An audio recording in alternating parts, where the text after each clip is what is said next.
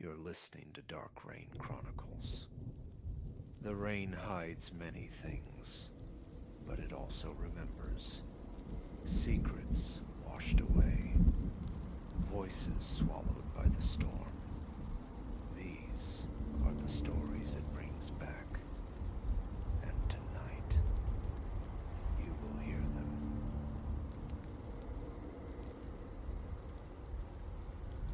Who could predict that a simple rectangle of glass, set into a wall, might dismantle a life? When Alara first acquired the house, she'd cherished the living room's immense window, a veritable wall of light. Daylight flooded through it, illuminating dust motes dancing in the sunbeams. It offered a panoramic stage of the street, an open invitation for neighbors' passing glances. It felt like transparency, a welcoming embrace. Now, that same glassy expanse radiates only menace. Alara recalls the precise evening its nature shifted. Ritualistically drawing the heavy curtains before bed, she reached for the window's closure, a small brass crescent at the bottom sill, usually flicked shut with absent-minded ease. That night, however, long after the latch clicked home, she jolted awake near 3 in the morning. A violent banging echoed from the living room. Heart hammering against her ribs like a trapped bird, she recognized the sound. A window pane being thrashed by gales. Yet the forecast had promised only stillness. Slipping out of bed, she crept towards the noise. The curtains billowed softly. The window itself gaped open, rhythmically slamming against its wooden frame. She flicked the light switch. Outside, absolute darkness pressed against the glass. Not a leaf stirred. The skeletal branches of the front yard maple stood utterly motionless. Closer now, she inspected the latch. It remained firmly in the locked position, a brass sentinel defying the obvious reality of the open window. A frown creased her brow. She pulled the window fully closed, pushed the crescent latch firmly until it bent, then tested it, tugging sharply twice. Immovable. Annoyance eclipsing fear, she returned to her room, attributing it to her own carelessness, a failure to secure it properly. The following night repeated the ritual, weather checked, calm. Window locked, double-checked with a forceful tug. Solid. Later, wrenched from profound sleep by that same dull, percussive battery, her eyes flew open. A cold dread pooled in her stomach, limbs tingling with sudden alertness. Her phone screen glowed. 2:30 a.m. Barefoot on the cool floorboards, she stole into the living room once more. Open. Curtains swaying. The night beyond, a placid tableau. Yet the window hammered its relentless tattoo against the frame. Cursing under her breath, she switched on a lamp, its warm glow pushing back the shadows, but not the unease. She closed the window, tested the stubborn latch again, this time examining its brass surface, the surrounding wood, seeking any crack, any flaw. Worn, certainly. The house had seen decades, but seemingly intact. She yanked with considerable force. It held fast. Shaking her head, she retreated, clinging to the explanation of faulty mechanics, an old house settling its bones. Daylight brought investigation. Alara knelt before the window, scrutinizing the latch mechanism, searching for gaps, for any plausible reason it might slip. The metal gleamed dully, worn smooth in places but functional. She tightened the screws securing it to the sash, applied a whisper of lubricant. Then, a series of tests. Lock, unlock, pull. Lock, unlock, pull. The window remained steadfastly shut. Satisfied for the moment, she waited. As dusk bled into night, She closed the window as usual. Then, impulsively, she dragged a small armchair across the room, positioning it directly opposite the glass pane. She sat in the enveloping darkness, a silent sentinel, determined to witness its unbidden movement. An hour crawled by. Boredom warred with a low thrum of anxiety. The house hummed with only the refrigerator's monotonous drone. Her back protested the stillness. Rising to stretch, the silence remained unbroken. A creeping disquiet settled over her, a feeling she consciously pushed aside. Nothing. Perhaps tightening the screws had worked. She finally conceded defeat and went to bed. It hadn't worked. Around 3, the familiar banging tore through the quiet, jerking her awake with brutal insistence. A chill, sharp and invasive, traced patterns on her arms. Her heart rate spiked. "What in God's name?" she muttered, throwing back the covers and striding towards the living room. Predictably, the window stood wide open, glass rattling with each impact against the frame. The overhead light flickered on, revealing the room's mundane order, disrupted only by the swaying curtains. She approached, bracing for a phantom gust, but the air hung heavy and still. No draft caressed her skin. The discrepancy grated against logic. Such force required wind. Her hand trembled slightly as she grasped the window's edge, the glass cool beneath her palm. She slammed it shut. At that exact moment, a faint scraping sound whispered from behind her. Alara spun, muscles coiled, eyes darting. Only the familiar shapes of the couch, the coffee table, the inert television greeted her. She scanned the room, searching the shadows, every nerve alight. Stillness. She stood frozen for minutes, breath coming fast, listening to the profound, almost watchful silence of the house. She resolved to remain in the living room. Switching on the television, keeping the volume low, she settled onto the couch, eyes fixed on the window. The night offered no further disturbances. When dawn's gray light eventually filtered through the glass, diluting the shadows, her anxiety lessened marginally. She checked the latch again, still locked.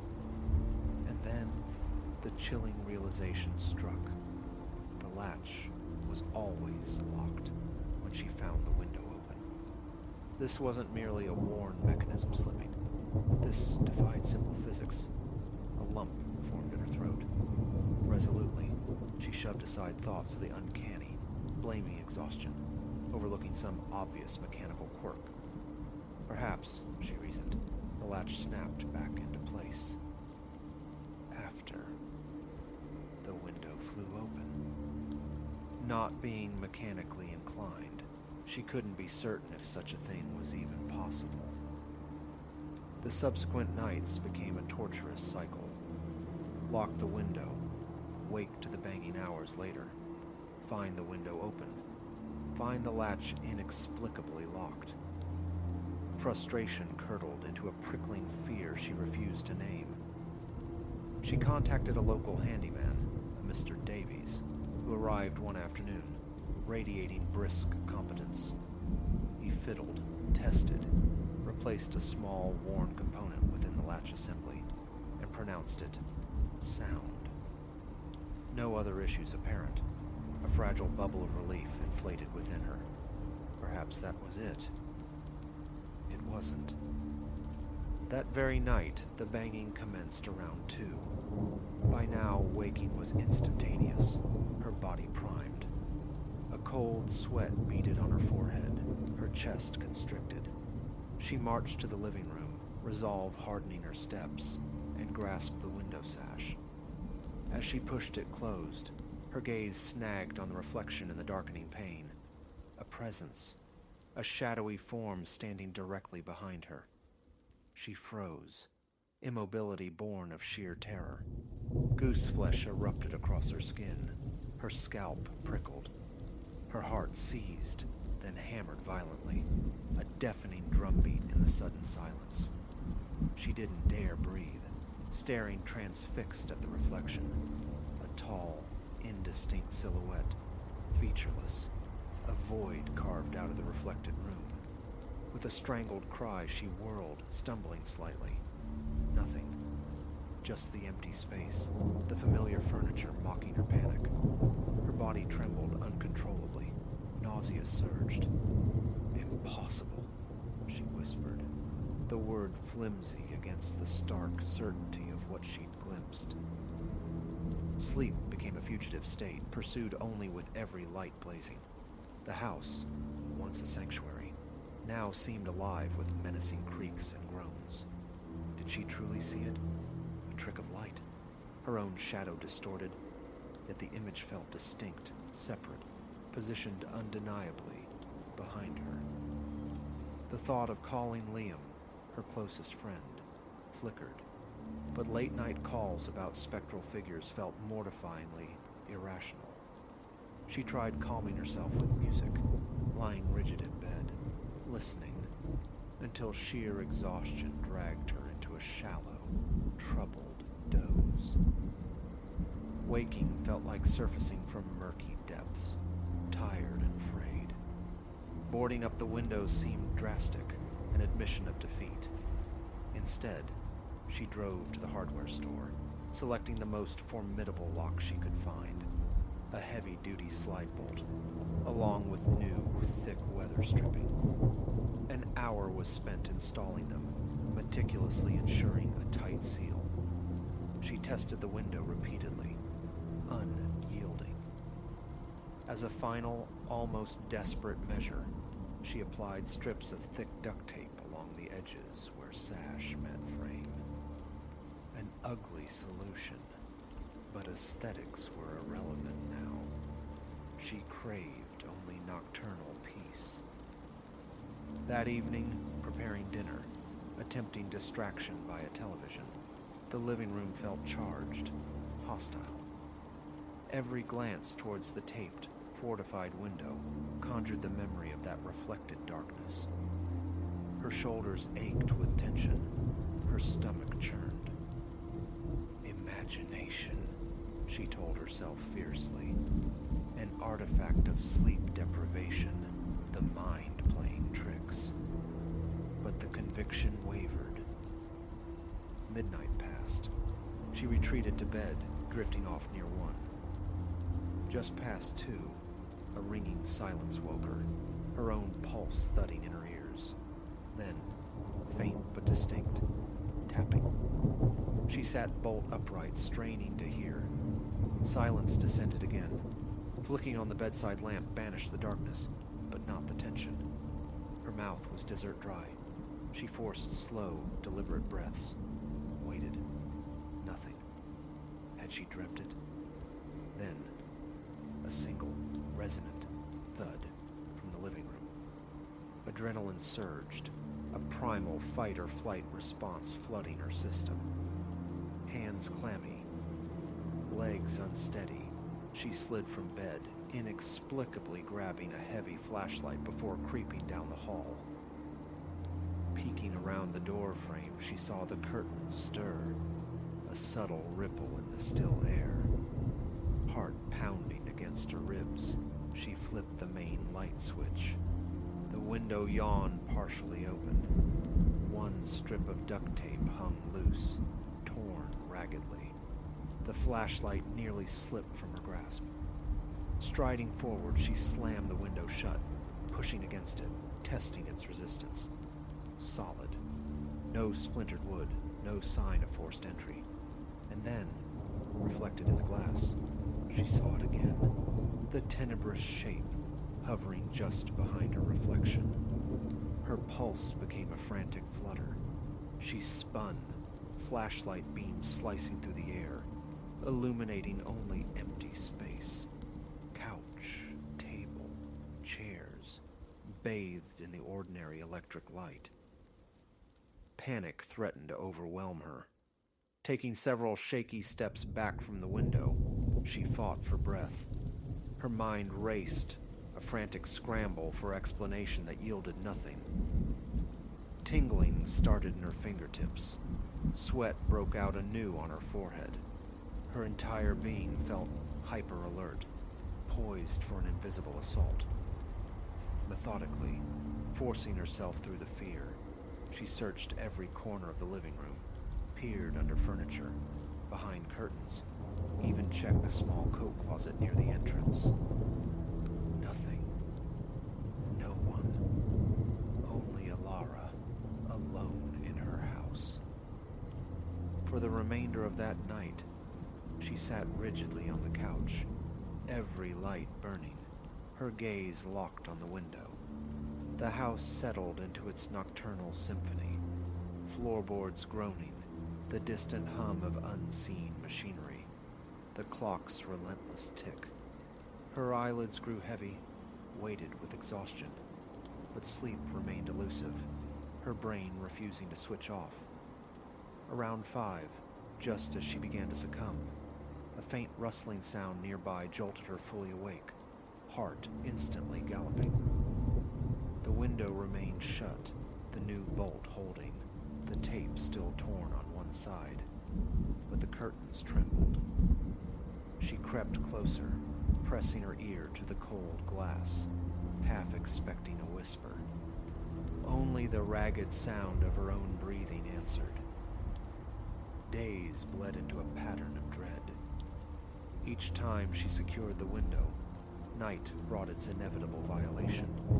The banging became erratic, sometimes a soft, hesitant knock, other times a violent, frenzied rattling, as if something desperately sought entry or exit. Every occurrence sent her searching for logic, pressure differentials, structural flaws. Yet the stillness outside persisted, mocking her rationalizations, and the figure in the reflection, she saw it 3 more times, each glimpse sending shards of ice through her veins, her heart threatening to burst from her chest. Each time, it vanished the instant she turned. The living room became hostile territory. Television was watched in the bedroom, books read at the kitchen table. She ceased drawing the curtains fully open during the day. The mere sight of the vast, silent pain evoked a visceral unease. A couple of nights she fled to the anonymity of a motel, craving respite, but abandoning her home felt like surrender. It was her space, invaded. Finally, she asked Liam over, masking her terror behind a casual complaint about a stubborn window. He knew more about houses than she did. Sitting in the tense atmosphere of the living room, she detailed the latch issue, omitting the spectral observer. Together they tested the window, the locks. Liam suggested a secondary, stronger lock, perhaps the sliding bolt she'd already installed, positioned higher up. He helped her check its installation, joking that her house was just trying to breathe.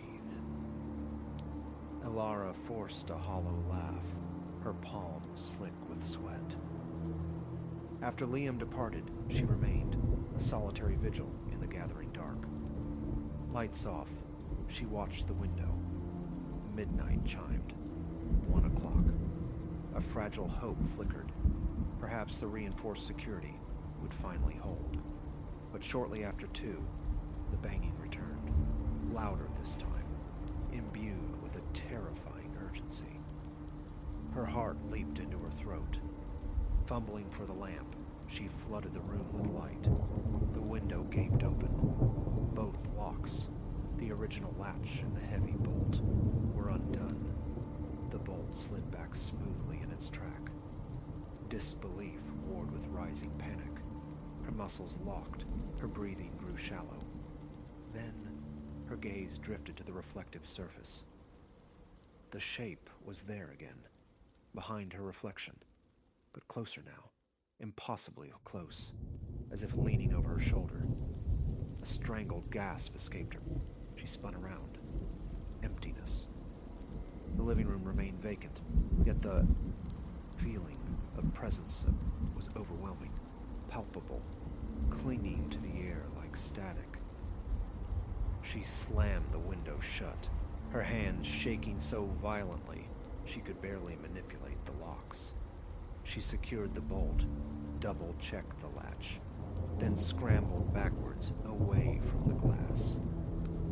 Lightheadedness washed over her. The banging had ceased, but the chilling certainty of being watched, of not being alone, remained. Heart pounding a frantic rhythm against her ribs, she retreated to the bedroom, flicking on every light switch as she went. She closed the door, wedged a chair beneath the knob. Pacing the confines of the room, she fought to regulate her breathing, the tingling dread now a full-body hum. Skin clammy, stomach churning, she was utterly awake, yet drowning in exhaustion. Stay calm, she commanded herself. But her imagination conjured the dark form lingering by the window, patient, waiting. And that is Alara's present state, the narrative unresolved. The window continues its nightly rebellion. The banging persists. The reflection still harbors that tenebrous shape when caught at the periphery.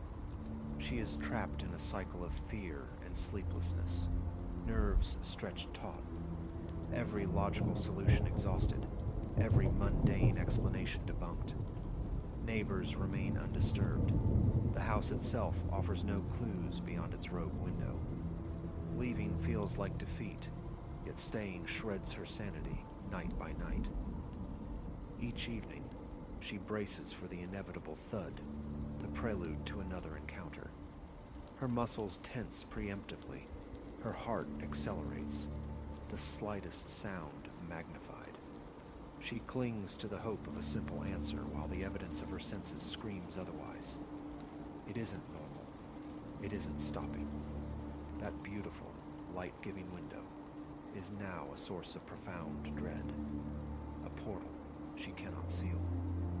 Nightly, she confronts the banging. Nightly, she glimpses the darkness coalescing behind her in the glass. Nightly, she locks the window, knowing it will open again, watched by something she cannot see, but increasingly feels. Her story unfolds not in recollection, but in real-time terror, trapped with an inexplicable presence, afraid to turn her back for too long. It is real, she knows with chilling certainty, and it shows no sign of ever letting her go.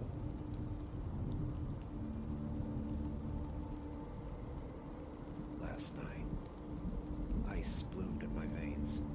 A whisper of stressed wood from beyond my bedroom door, soft yet insistent, arrested my breath. My heart, a frantic drumbeat against my ribs, threatened to shatter bone. Solitude was absolute. The house sealed tight, every window latched, each door bolted against the encroaching dark.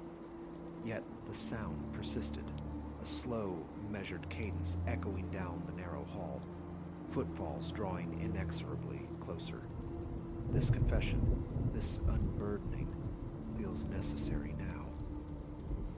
The undeniable wrongness clinging to the second floor of my new dwelling can no longer be ignored. Just weeks ago, I settled into this compact townhouse, nestled within a sedate neighborhood populated mostly by the elderly. Its proximity to work and agreeable rent made it seem ideal. The structure is slender.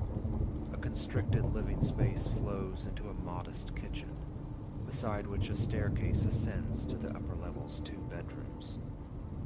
Perfect, I thought, for a man of few possessions.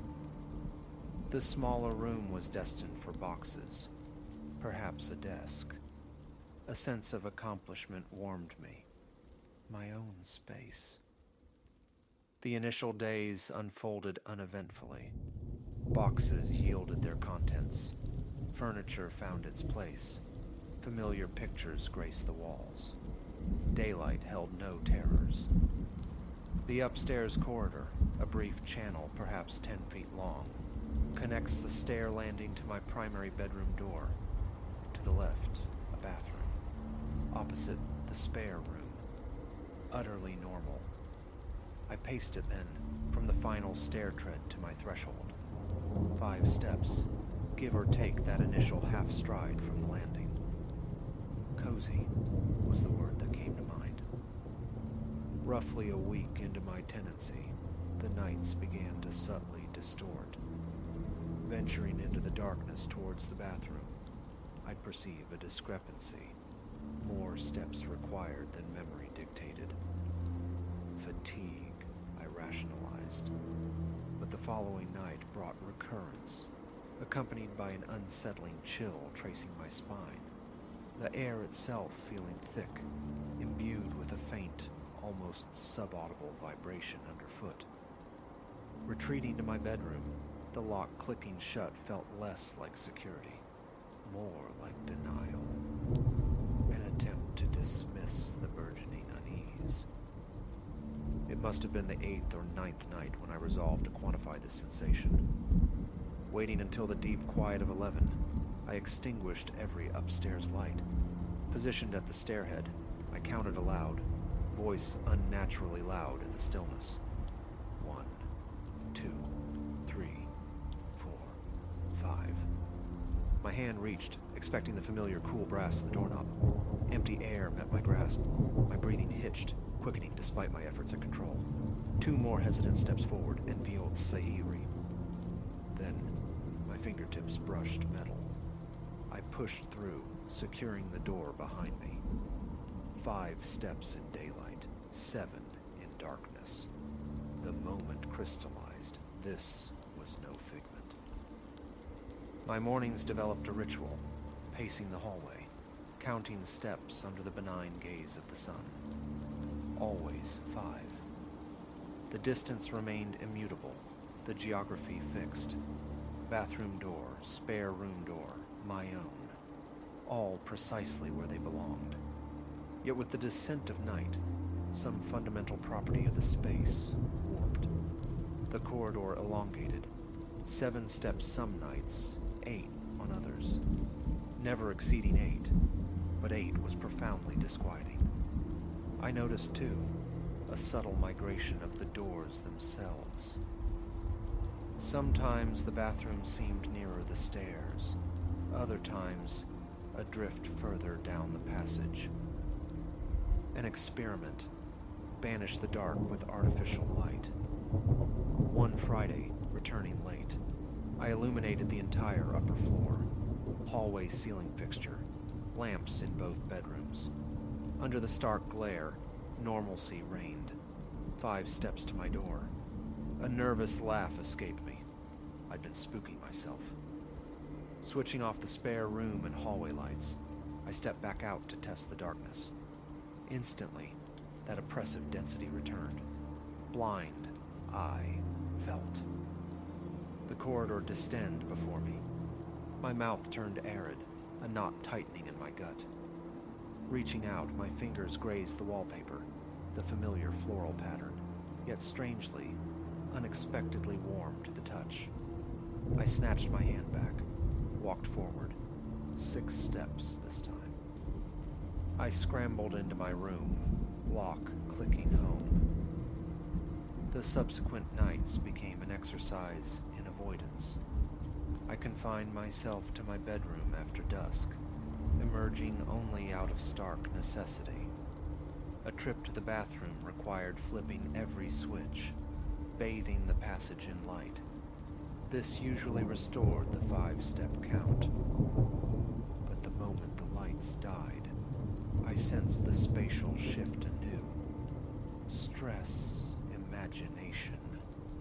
The explanations grew flimsy, finally collapsing entirely when I first heard the footsteps behind me. It began perhaps 3 days ago. Halfway to my bedroom, whispering the count, a floorboard groaned behind me. My pulse leaped. I whirled, phone flashlight slicing the dark. Nothing. The hallway stretched empty, terminating in the closed door of the spare room and the stairwell beyond. A second creak, closer. I spun again, beam dancing frantically. Still emptiness. But the air felt electric, goose flesh prickling my arms, my own ragged breath loud in my ears. My hand closed on my doorknob, yanking the door open. I slammed it shut, leaning heavily against the wood, chest constricting, unable to draw a full breath. I remember sinking to the floor, eyes fixed on the gap beneath the door, utterly convinced something waited just beyond. Sleep offered little refuge that night. Each time my eyes closed, the faint creaking resumed. Small, furtive steps pacing the hallway. Earplugs muffle the sound. A blanket pulled over my head created a fragile barrier.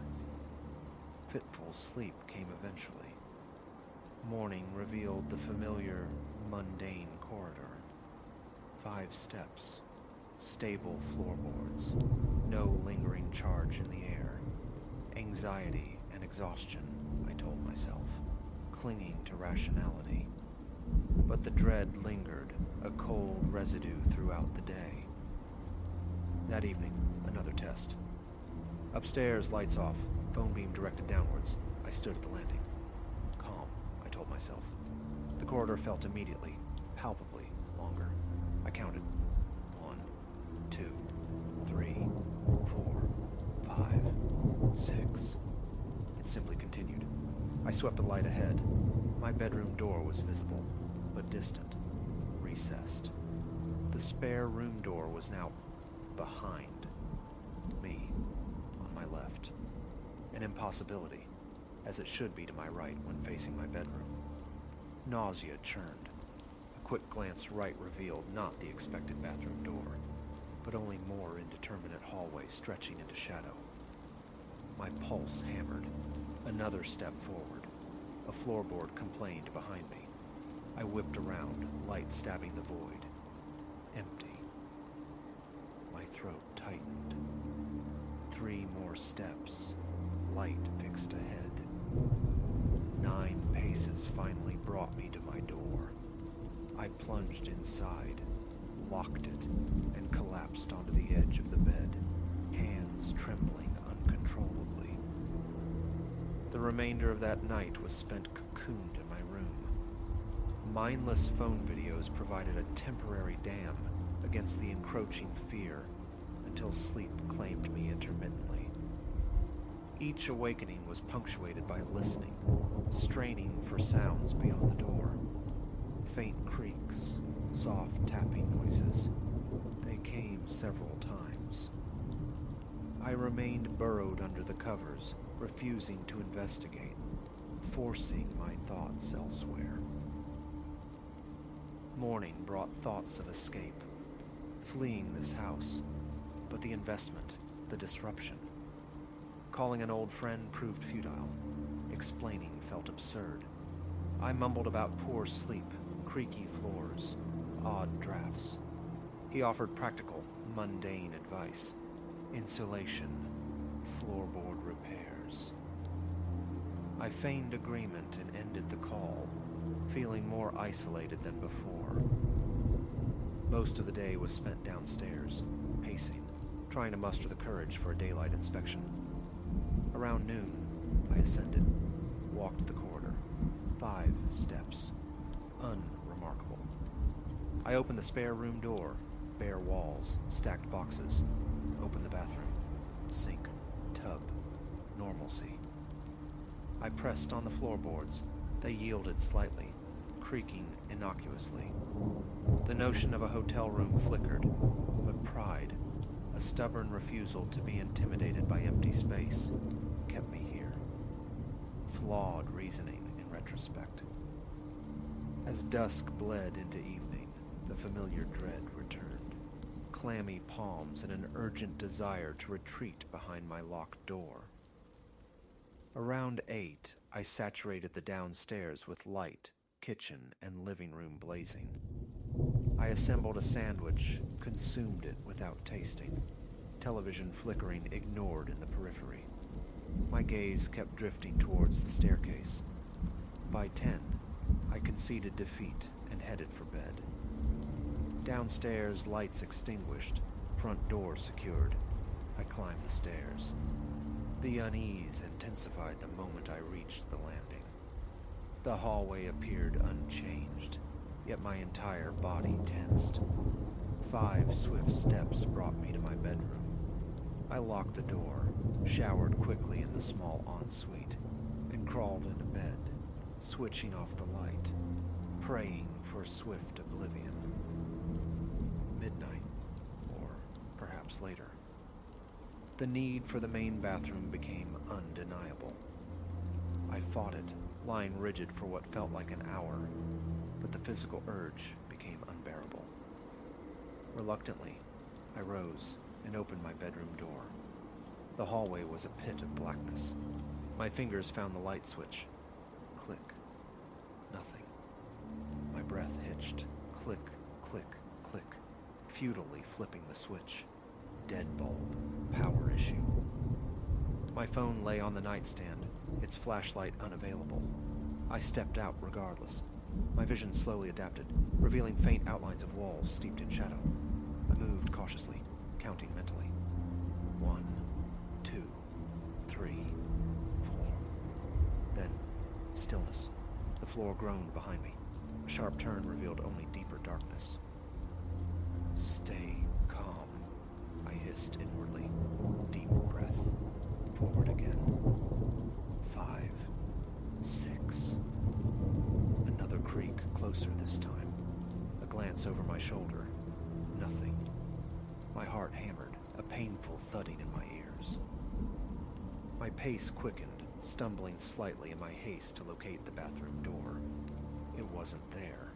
My searching hand swept across smooth wall, finding no frame, no interruption. Panic flared. I traced the surface, desperate for the feel of a doorknob. Nothing. Another step. The floor protested behind me again. A shaky exhale escaped me, sweat trickling down my temple. Then another creak, and another. Footsteps, perfectly timed with mine, mimicking my cadence. My stomach clenched, chest tight. Reversing direction, though disorientation made back a relative concept. I groped along the wall, fingertips sliding over the strangely textured wallpaper, moving as fast as I dared. 3 steps, and utter confusion descended. The hallway seemed to writhe around me. I pressed on, each footfall echoing hollowly, pursued by that relentless, rhythmic creaking. After an eternity measured in heartbeats, my knuckles struck the edge of a door frame. Relief surged as the knob turned under my grasp. My bedroom door. I fell inside, slammed it, bolted it. Leaning against the wood, chest heaving, drenched in cold sweat, throat painfully dry, hands shaking violently. I forced slow, deliberate breaths until the tremors subsided enough to move. The bedroom light switch worked. I sank onto the bed, heart still racing. A decision formed, solid and absolute. No more nocturnal excursions, the shifting corridor, the phantom footsteps. I couldn't face them again. I accepted it now. The hallway transforms at night. Why? How? Irrelevant. It is happening, and worsening. So here I sit, past midnight again, gaze fixed on the door. The corridor feels longer each night, I'm sure of it. 5 steps by day, 8, 9, perhaps more by night. The doors rearrange themselves like pieces on an unseen board. Explaining this invites disbelief, pity, perhaps fear of me. So I remain here, hoping abstention offers sanctuary. If I don't cross the threshold in darkness, perhaps I remain safe. The terror whispers that next time, should I venture out, The return path might vanish entirely. I might simply wander that elastic darkness, the echoing steps drawing closer, until breath fails me. Practicalities intrude. Bottled water, snacks stockpiled in the room, a portable toilet. The thought is humiliating, yet preferable to opening that door. This is my reality now, a hateful, circumscribed existence, yet escape feels impossible. Perhaps writing this, giving it form, might diminish its power. A foolish hope, likely. The corridor is aberrant. Pretense is futile. Daylight offers a temporary reprieve, a navigable space. But sundown awakens. Less keen, which animates the space between the walls. It feels sentient and hostile to my presence.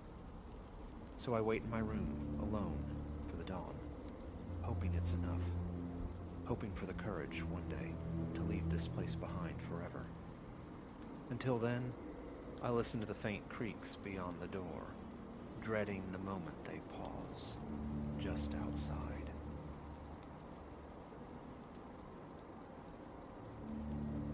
The invitation arrived like a whispered promise.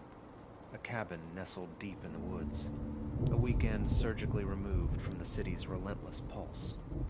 Colleagues, yes, but the easy kind. Silas, Leo, Clara, and me. The sort you could share comfortable silence with. We sought refuge, perhaps some trail-worn catharsis. The journey itself felt like shedding an old skin, asphalt yielding to gravel, then to a rutted track that seemed to digest the car before finally depositing us before the structure. Hewn timber, half swallowed by sentinel pines under an immense sky. Isolation, absolute and profound. The air, thick with the scent of loam and decaying leaves, pressed against the eardrums. A silence so complete, it felt less like absence, and more like something listening intently. A world spun from different threads. We were 4 souls briefly untethered from our usual orbits. The camaraderie flowed effortlessly, a current established in shared deadlines and break room coffee, requiring no careful navigation here. That first sun-drenched day unfolded with idyllic grace. The companionable sizzle of food over coals, the lazy clink of bottles, conversation meandering like the unseen creek nearby. Simple perfection, unadorned. Then dusk began to bleed indigo across the treetops, drawing us towards the fire pit's magnetic, flickering heart. It was Silas, naturally, who first punctured the tranquil membrane.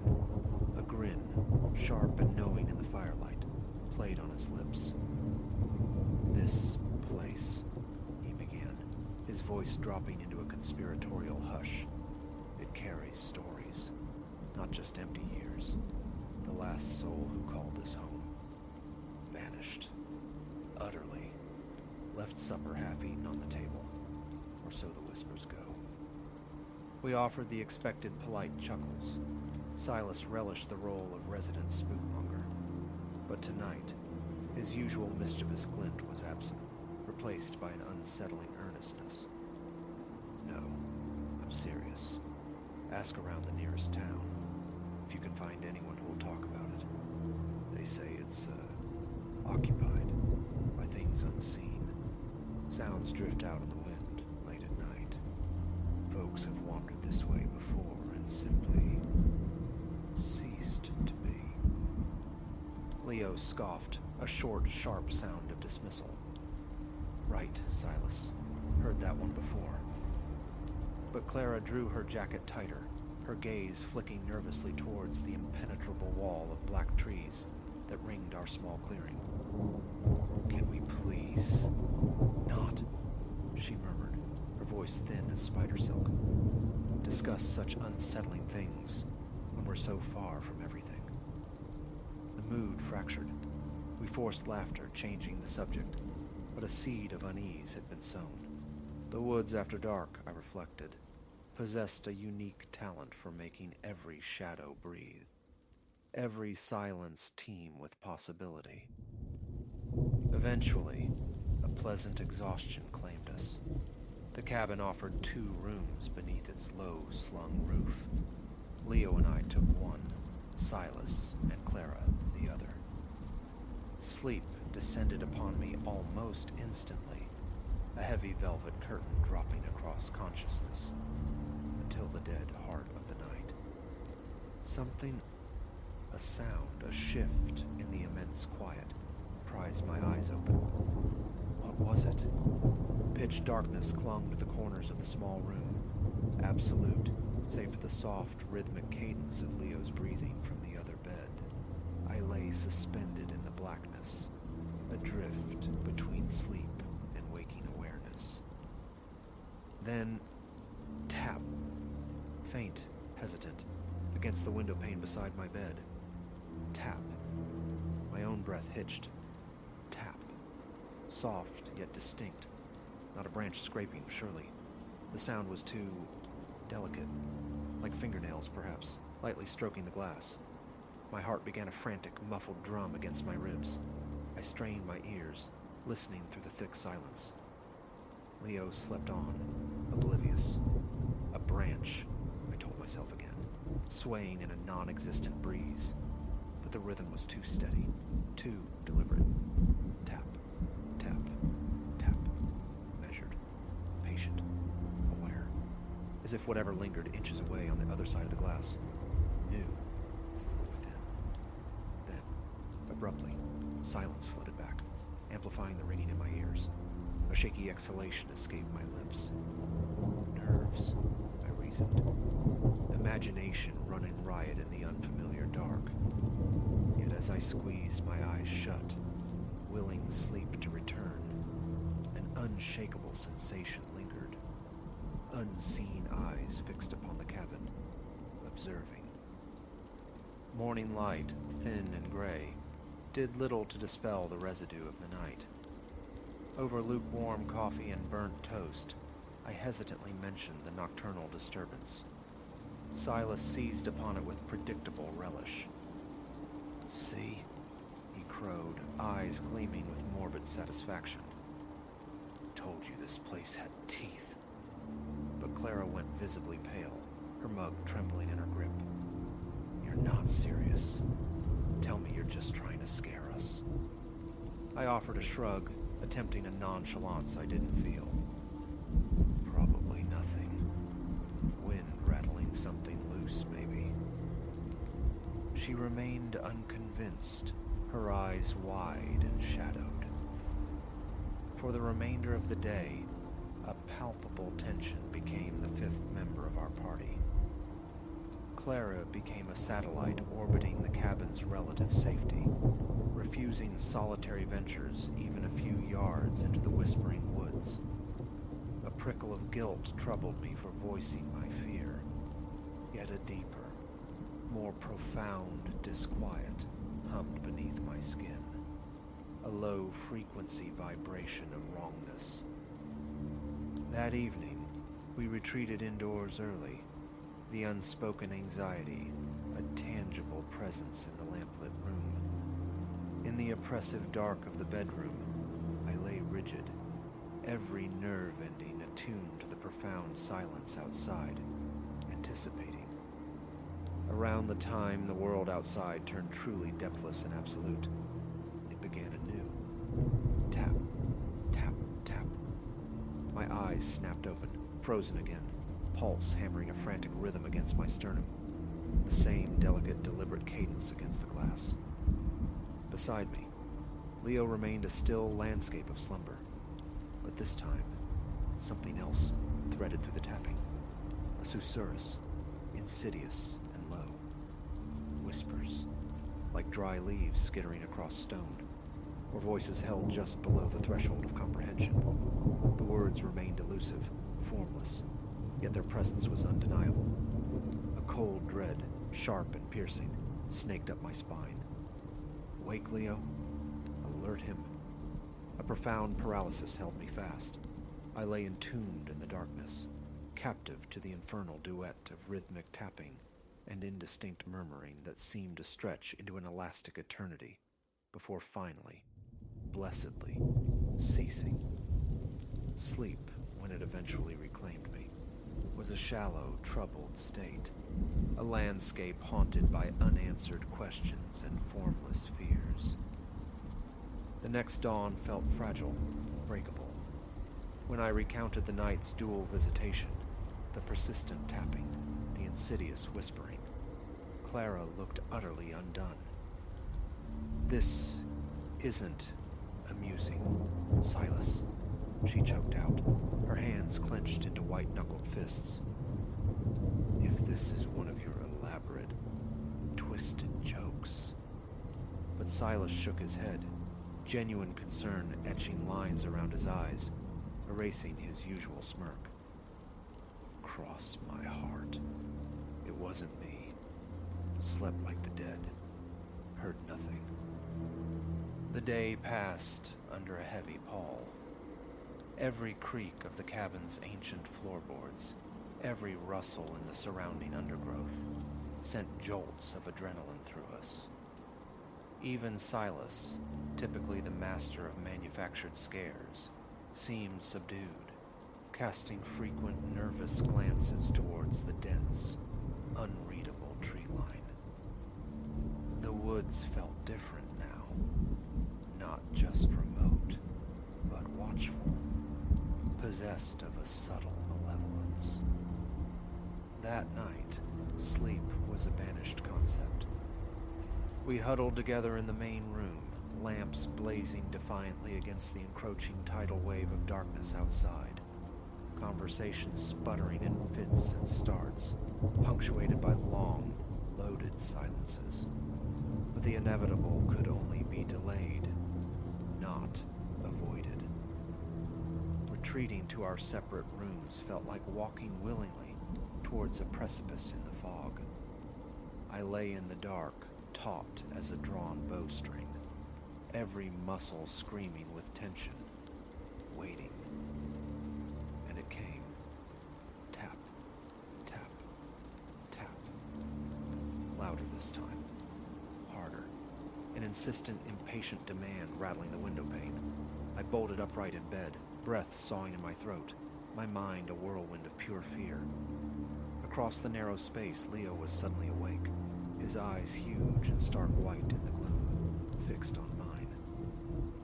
"God, what is that?"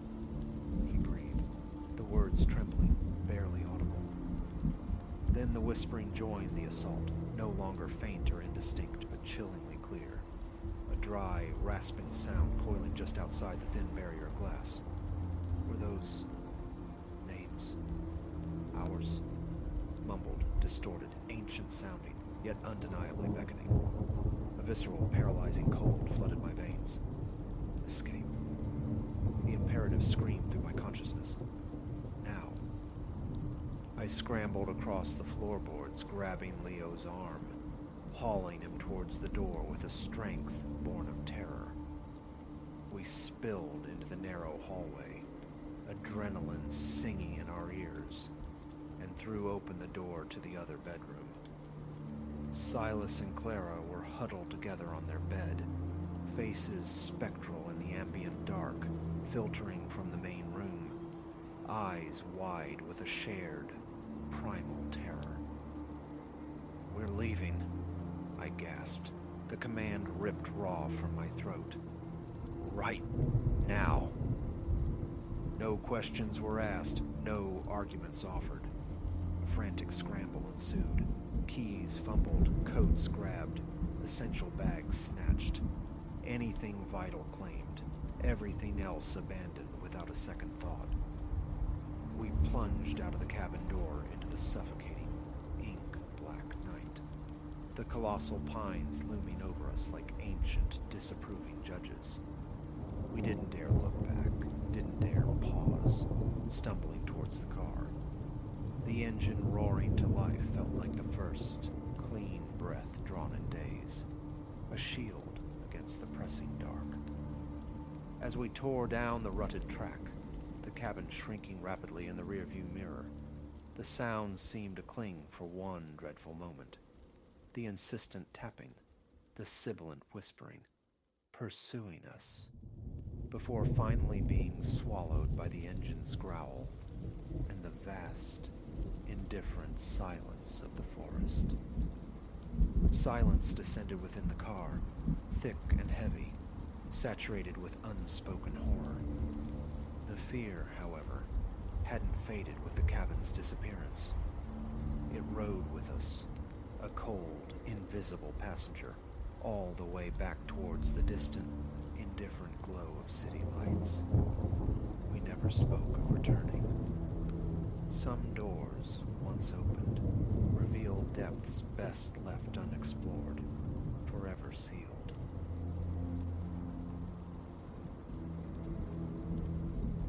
The terminal hummed with a low thrum of exhaustion, a cavern of stale air and flickering fluorescent lights deep past the midnight hour.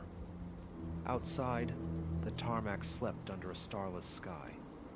Inside, weary bodies slumped in molded plastic chairs, adrift in the limbo of a delayed departure.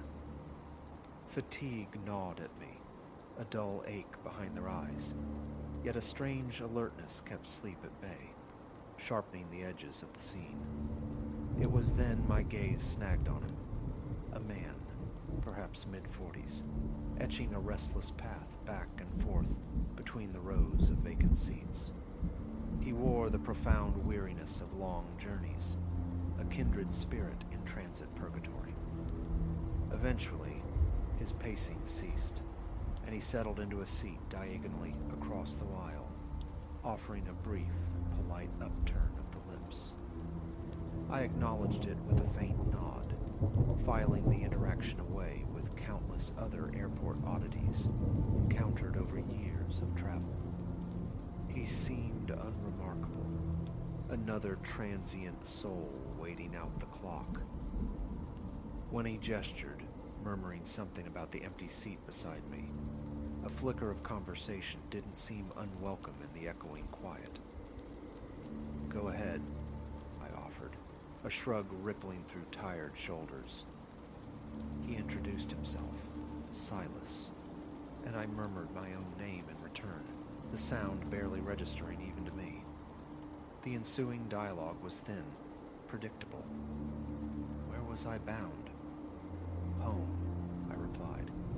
He nodded, mentioning some obscure destination, a name that evaporated the moment he spoke it. His questions, however, began to accumulate, small probes landing with a frequency that pricked at my reserve. I attributed it to the shared boredom, the universal need to fill the void of waiting. My answers grew clipped, deliberate invitations to silence. But he pressed onward, undeterred. He began to unfurl fragments of his own existence, a life spent navigating highways in the solitary cab of a truck, perpetual motion his only constant. Children were mentioned, distant figures disconnected by miles in silence. Loneliness radiated from him, a palpable thing. A sliver of empathy softened my irritation. Listening cost nothing, a small kindness in this anonymous space. But the current shifted. His inquiries veered sharply inward, seeking details about my routines, my connections, the specifics of my own small world, terrain utterly irrelevant to this fleeting exchange. Attempts to redirect the conversation were futile. He'd circle back relentlessly, his gaze unwavering, dissecting each flicker of expression on my face. A knot tightened in my stomach, a nascent discomfort I tried to rationalize away as mere social awkwardness, the byproduct of isolation. Salvation arrived via the tinny voice crackling over the public address system. Our flight, finally preparing for boarding. Relief flooded me, cool and immediate. I rose, muttering an excuse about gathering my belongings, a clear signal for separation. Yet, he rose too, mirroring my movement, positioning himself a breath too close as I angled towards the forming queue. A backward glance meant as a subtle pushback found him precisely there, an unnerving proximity that stole the air. Coincidence, I insisted silently, just eagerness shared by all the weary travelers. But he didn't yield the space. Reaching the gate agent, I extended my boarding pass, eyes fixed determinedly ahead, willing him to dissolve into the background. Instead, he materialized directly beside me. "I'm with her," he stated, his voice calm, addressing the agent. "We're traveling together." The floor seemed to tilt beneath me. I swiveled, mouth agape, searching for words. But he continued his assertion, weaving a narrative of shared seating, of companionship. The agent's eyes darted between us, a mask of professional confusion. "No," I finally choked out, the word thin and reedy. "No, we're not. I don't know him." A frown creased the agent's brow as Silas persisted, his tone measured, almost practiced. My pulse hammered against my ribs, a frantic drumbeat in my ears. Just as the word security formed on my lips, he relented. "Fine," he conceded, his voice suddenly devoid of warmth, laced with something akin to disappointment. "If that's how you want it." He gave me one last, hard, indecipherable look before turning sharply and melting back into the thinning crowd. A shaky exhale escaped me, but the sensation of being watched lingered, a prickle on my skin. I hurried onto the plane, seeking refuge in the assigned anonymity of my seat, telling myself the encounter was closed, a bizarre footnote. Then, buckling my belt, my gaze drifted down the aisle. There he stood, framed in the aircraft's entrance, deep in conversation with a flight attendant. The words were lost to distance, but his head tilted, his eyes swept the cabin, and they locked onto mine. I shrank into the upholstery, praying he wouldn't advance. He didn't. After a moment, the attendants shook their heads firmly, a silent refusal. He was forced to retreat, but not before casting one final glance my way. Cold, accusatory, as though I had committed some profound betrayal. Upon landing, I retrieved my luggage with frantic haste, navigating the arrival hall at almost a run, each footfall echoing the rhythm of my lingering fear. My head swiveled constantly, scanning faces, expecting his familiar, unsettling presence to emerge from the throng. He wasn't there. I tried to bury the incident, label it an unnerving anomaly, a lonely man whose wires had crossed. Yet the unease never fully subsided. For weeks, crowded streets felt menacing, peripheral movements triggering a jolt of adrenaline. Even now, months later, in the quiet solitude of night, I sometimes feel the phantom weight of that intense, cold stare. Imagine him lingering just beyond the light, patient, and a chilling question surfaces. Will he be waiting at the next gate, ready to resume his claim?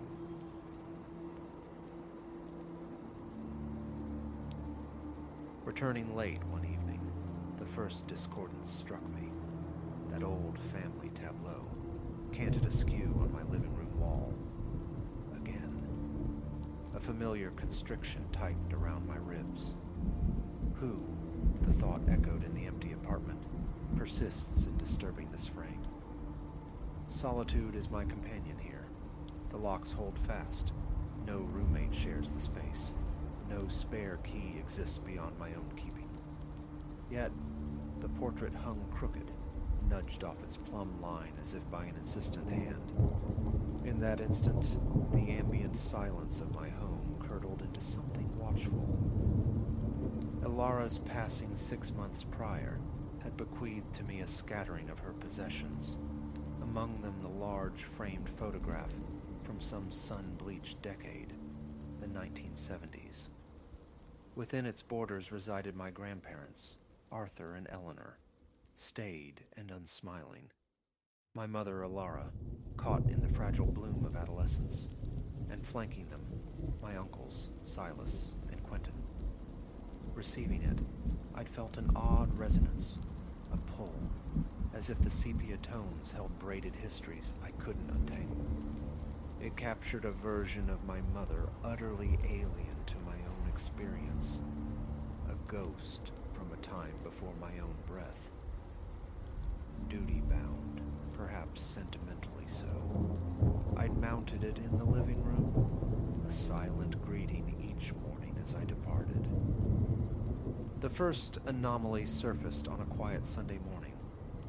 Crossing the living room threshold, my gaze snagged on the portrait, tilted, perhaps 2 inches off, its lower right corner dipping earthward, as if an unseen hand had nudged it.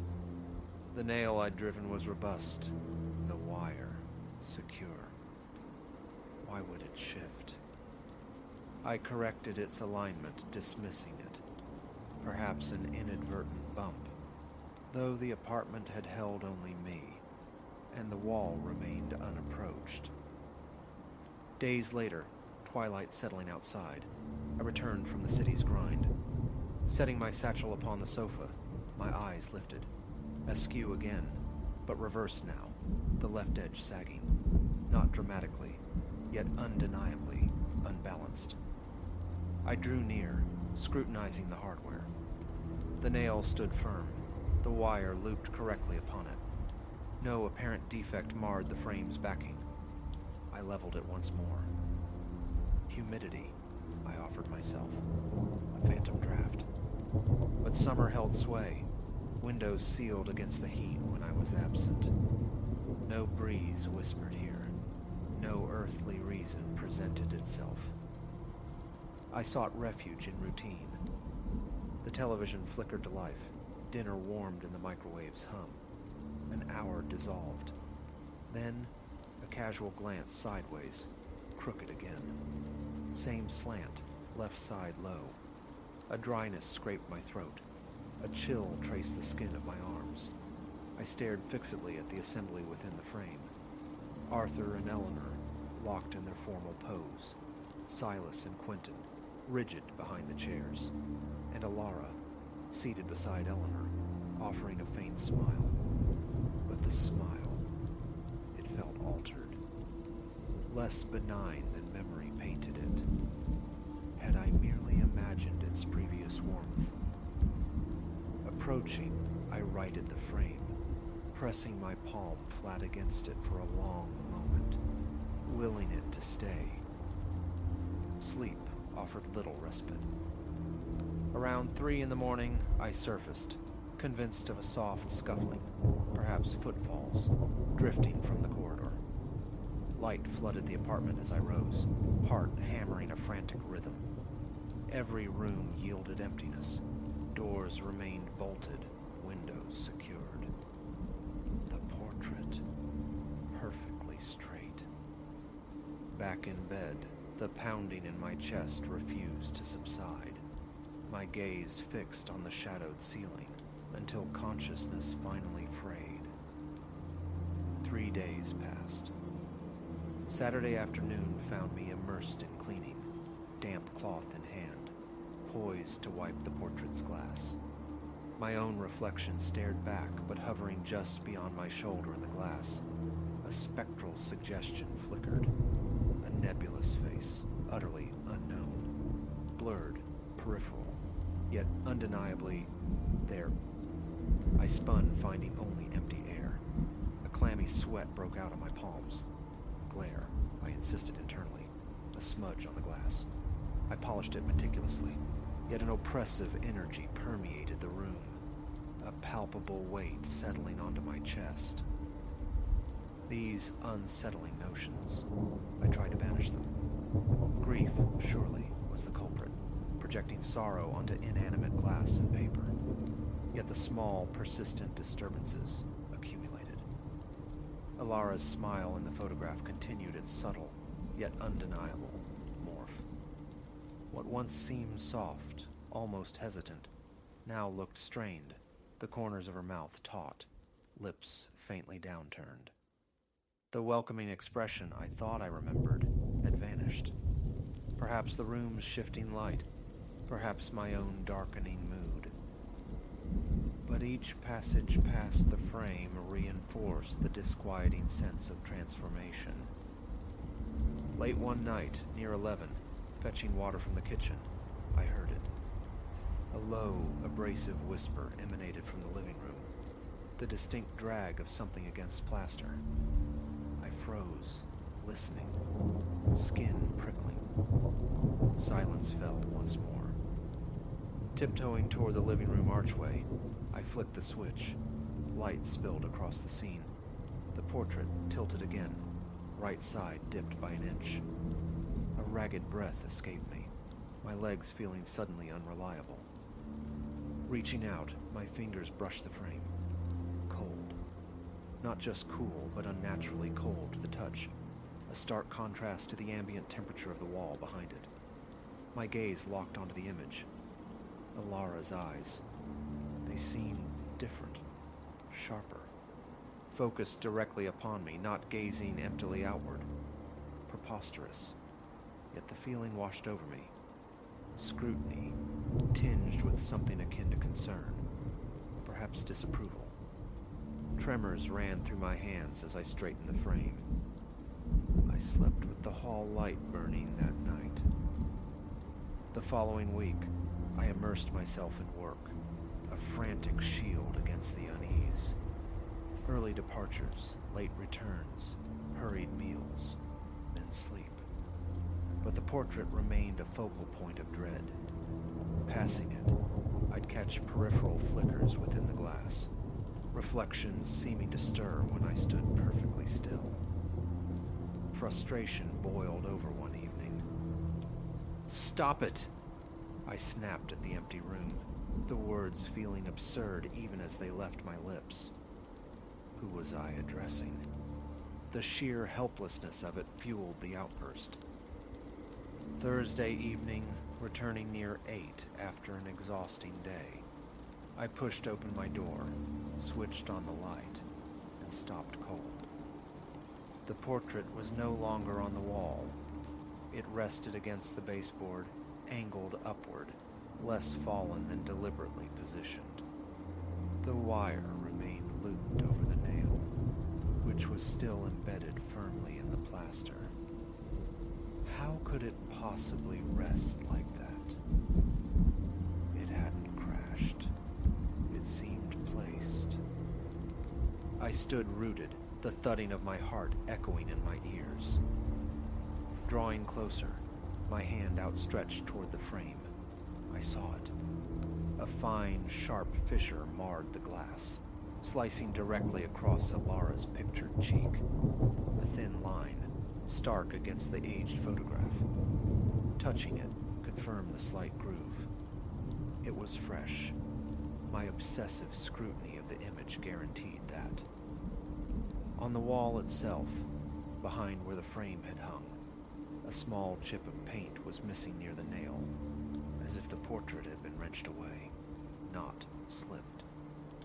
Panic surged. A break-in? But nothing else was disturbed. The television, the laptop on the table, all untouched. The front door had been locked. Windows remained latched. No sign of forced entry. Lifting the portrait, I carried it to the sofa. My breathing grew shallow, my stomach twisting into knots. How? The question hammered relentlessly. The nail held. The wire was sound. Logic offered no purchase. I mentally retraced every possibility, checked the door frame for scratches, the lock for tampering. Nothing. Each window latch was secure. I even performed a ridiculous thorough search of closets and cabinets, seeking an intruder I knew wasn't there. Empty. Picking up the frame again, I examined the scratch.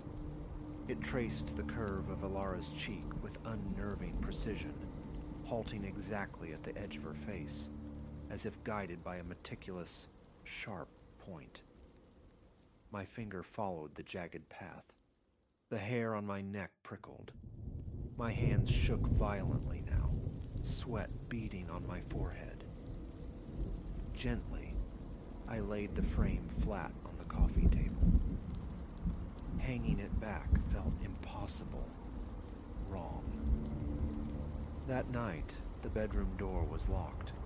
Dramatic, perhaps, but a profound wave of fear had washed over me, leaving my hands icy, my throat constricted.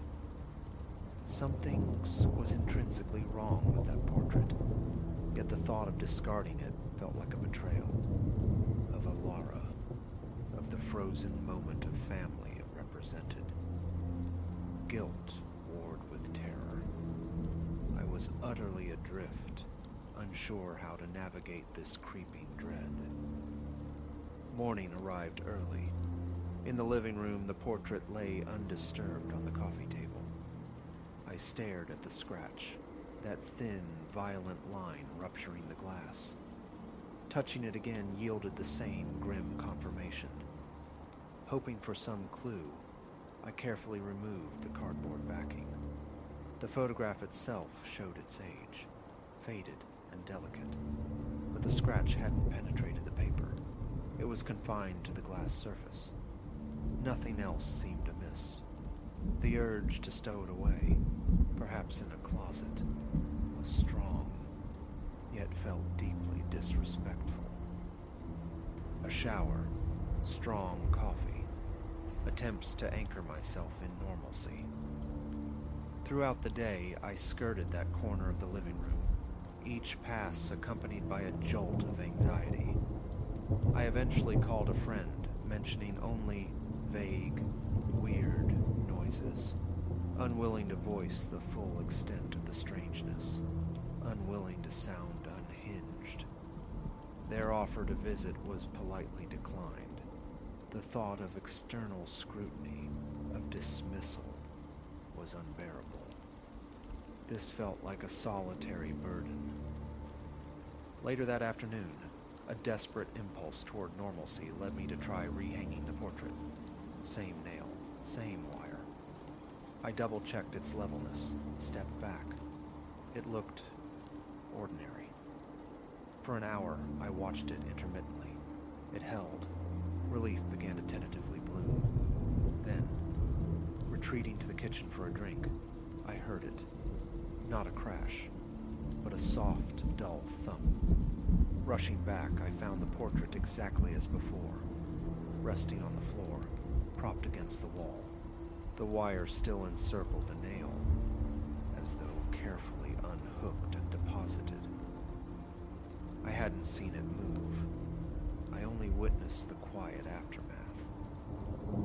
My heart hammered against my ribs, heat flushing my face. Lifting it again, setting it back on the sofa, I simply stood there, mind reeling. No sound of entry, no presence but my own. Windows checked again, secure, utterly inexplicable. I sat heavily on the sofa, gaze drawn inexorably to Alara's face in the photograph. Her expression seemed colder now, more remote, though perhaps that was merely my fear painting its own interpretation. Enough. I couldn't contend with it anymore that day. I carried the portrait to the spare room, placing it beside some storage boxes. Closing the door felt like sealing away a contagion. I tried to lose myself in television, in mundane tasks, but the feeling persisted, a sense of awareness emanating from behind that closed door. My shoulders remained knotted with tension. Conscious effort was required to breathe evenly. Every creak of the floorboards, the sudden ring of my phone, made me flinch. I was utterly frayed. For the subsequent nights, the hallway light remained on. Nothing else shifted, no further sounds disturbed the quiet. Yet relaxation remained elusive. The very air in my apartment felt altered, heavier somehow, charged with an unseen static. The memory of that scratch, bisecting my mother's face, lingered persistently. Was it random damage from a fall that wasn't a fall? Or did its precise placement hold some terrible significance? No explanation offers itself. All I possess is the chilling certainty that followed finding the frame upon the floor, bearing its scar. This portrait harbors something beyond my comprehension. Comfort feels like a distant shore. And so I remain, wary each time I pass the spare room door, gripped by a low hum of dread, wondering what subtle or stark transformation awaits the next time it's opened.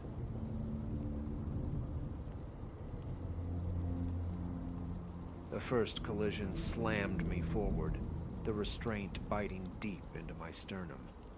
A second impact, vicious and deliberate, sent my machine slewing towards the unforgiving steel of the guardrail, my hands wrestling the wheel against an unseen force. One incandescent certainty burned through the shock. This was no accident. This was a hunt. It had begun as just another day, dissolving into dusk. I, Elias Thorne, was navigating the long miles home from a business engagement, a 6-hour pilgrimage etched into muscle memory. The sun bled across the western sky, a breathtaking spectacle of molten orange and bruised violet. How beautiful, I'd mused. How utterly serene. A serenity poised on the precipice of annihilation. 4 hours had melted away on the asphalt ribbon, the highway's hypnotic drone punctuated only by fleeting glimpses of roadside sanctuaries and slumbering towns. As twilight deepened into true night, traffic dwindled, leaving vast, empty stretches where my vehicle sailed alone. The solitude had always been a comfort, a welcome companion on these nocturnal journeys. Then, the first tremor of wrongness. Twin circles of light materialized in the rearview mirror. They hung there, suspended in the darkness behind me, maintaining an unnerving, constant distance. Initially, I dismissed it. Highways breed fellow travelers, but mile after relentless mile, they shadowed me, refusing the open lanes, a silent, persistent echo. Unease prickled my skin, a gentle tap on the brakes, a silent question. Too close. The lights behind surged, swallowing the buffer zone. My pulse quickened. This was not the rhythm of the road. Pressure on the accelerator. Distance opened, a brief respite. Then, inevitably, the pursuing lights intensified, matching my surge. What in God's name? I breathed, eyes flicking between the dark void ahead and the menacing glare behind. Those twin beams seemed to brighten, to sharpen with predatory focus. Pulling over felt instinctively wrong, a surrender. Whoever piloted that shadow machine harbored malice. Escape, or finding sanctuary among others, was the only play. I pushed the engine harder, urging my car towards velocities it rarely tasted. A high-pitched whine answered, a mechanical protest against the strain. Behind me, the other vehicle kept pace. An inescapable phantom latched onto my trajectory. Sweat slicked my palms, knuckles bleached white against the wheel. I wove, a desperate dance across lanes, hoping to break the invisible tether. They mirrored every move, fluidly, terrifyingly. That's when the first blow landed, a brutal concussion to the rear bumper, snapping the car sideways like a startled fish. I wrestled it straight, the frantic drumming in my chest drowning out the engine's roar. "All right," I heard myself rasp, forcing air into constricted lungs. "All right. It's real. Think, Elias. Think." A fumbling hand sought my phone, the other clamped rigidly to the wheel. No service. Naturally. Nothing but dense, swallowing forest flanking the highway. Nowhere. The next violation came from the flank. The hunter had drawn parallel, then swerved violently, metal shrieking against metal as it slammed into my passenger side. The world became a dizzying spin towards the guardrail, a savage wrench of the wheel, a prayer, and somehow, miraculously, I held the road. Adrenaline detonated within me, a clarifying, terrifying wave. Not rage, attempted murder. An exit sign flashed ahead, a sudden promise. Impulse took over. I sliced across 2 lanes, tires screaming descent, and plunged onto the off-ramp. The pursuer followed, but the abrupt maneuver had bought me precious yards. The exit bled onto a narrow, serpentine track, threading through the woods. Under sane conditions, this speed on such a road would be madness. Conditions were far from sane. I flogged the engine, throwing the car into bends so acute the tires threatened to leave the tarmac. In the mirror, a fleeting glimpse. The hunter struggled, losing ground on the treacherous curves. A fragile spark ignited within the terror. Hope. It died almost instantly. Rounding a particularly vicious hairpin, my headlamps painted a scene that froze the marrow in my bones. The way forward was completely obstructed by a colossal fallen tree, a barricade nature itself had erected. Brakes shrieked, gravel spitting as the tires lost purchase. Time dilated, stretching into an agonizing crawl. The tree loomed, immense, inescapable. The squeal of tires echoed from behind. This was it. The end. A final, convulsive twist of the wheel. My car bucked off the road, tearing into the dense undergrowth. Branches lashed the windshield like skeletal fingers. A violent, jarring passage through tangled vegetation, bouncing and crashing, until, with a final shudder, silence. Stillness. I sat, hands welded to the wheel, breath tearing through me in ragged gasps. Alive. Against all odds. Alive. The snarl of an engine ripped through the quiet, yanking me back to the horrifying present. They were still there, still hunting. I killed my lights, sinking low in the seat, praying the thick foliage was an adequate shroud.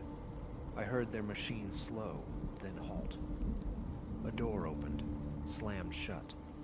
Footsteps crunched on the gravel track, drawing nearer. A blade of light sliced through the darkness, sweeping, probing. Breath held captive in my lungs. I became stone. The footsteps paused, unnervingly close. The light danced over leaves mere inches from my refuge. "Come out," a voice called, the tone sickly playful, curdling the night air. "Can't hide forever." Frozen. My heart hammered a frantic rhythm against my ribs, surely loud enough to betray me. The footsteps paced, retreated, returned. A torturous game of predator and prey played out in agonizing slow motion. Minutes stretched into perceived hours. Finally, a grunt of pure frustration. Damn it. Lost him. The steps receded. A car door slammed. An engine roared, tires spitting gravel as it sped away into the darkness.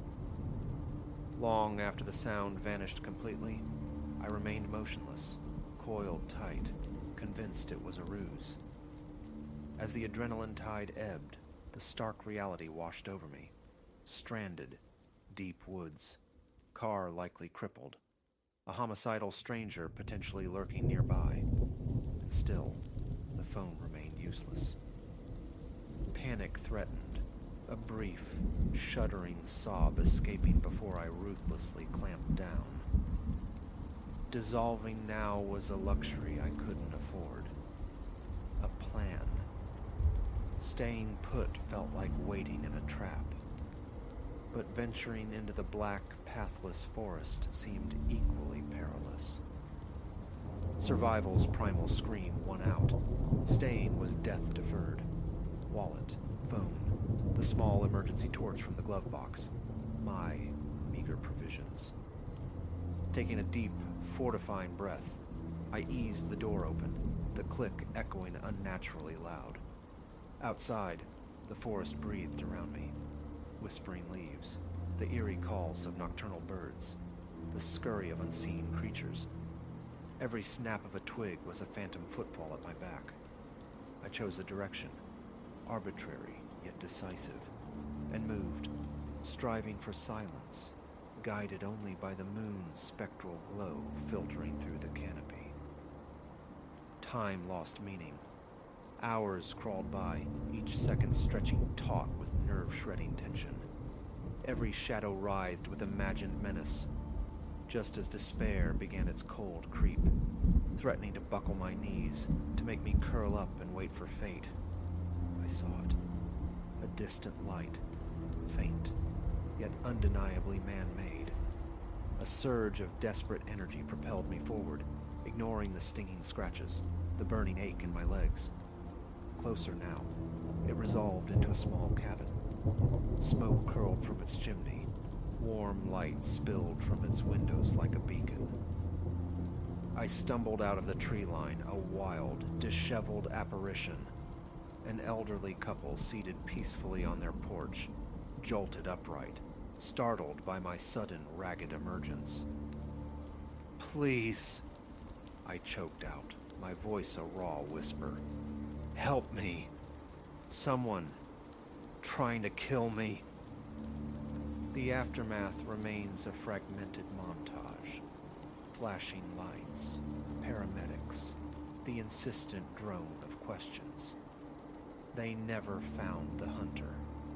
The pursuing car surfaced miles away, abandoned, reported stolen from a town I'd unknowingly passed through hours before. In the ensuing weeks, months, the why gnawed at me. Random violence, or something chillingly personal. The not knowing became its own form of torture.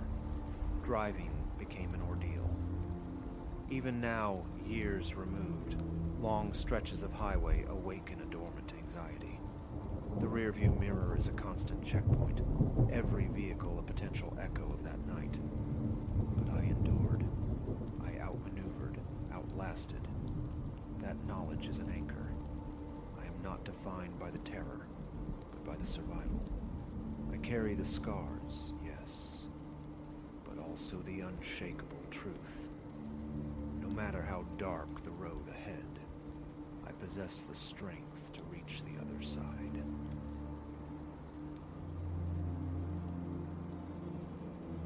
The summons arrived scarcely a month past, delivered via the dry tones of a solicitor. Silas Thorne, a name dredged from the silt of childhood memory, my great-uncle thrice removed, had bequeathed unto me his collection of rare books. An unexpected legacy, certainly, yet curiosity trumped indifference.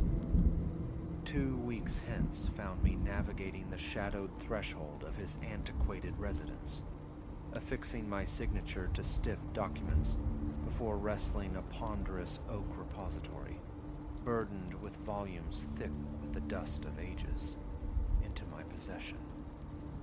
Initially, they remained uncatalogued columns in my living space, awaiting a moment of focused energy I perpetually deferred, until one volume snagged my attention, its binding peculiar, obsidian smooth beneath my touch. Its pages, when tentatively riffled, whispered, a delicate melodic susurrus. A faint electric prickle danced across my fingertips whenever contact was made. Imagination, I reasoned, yet it was this singular tome I revisited, leaving its brethren untouched in their dusty repose. Thus, the overture began. Once liberated from its ancestral home, the bookshelf found its station against a wall in my study.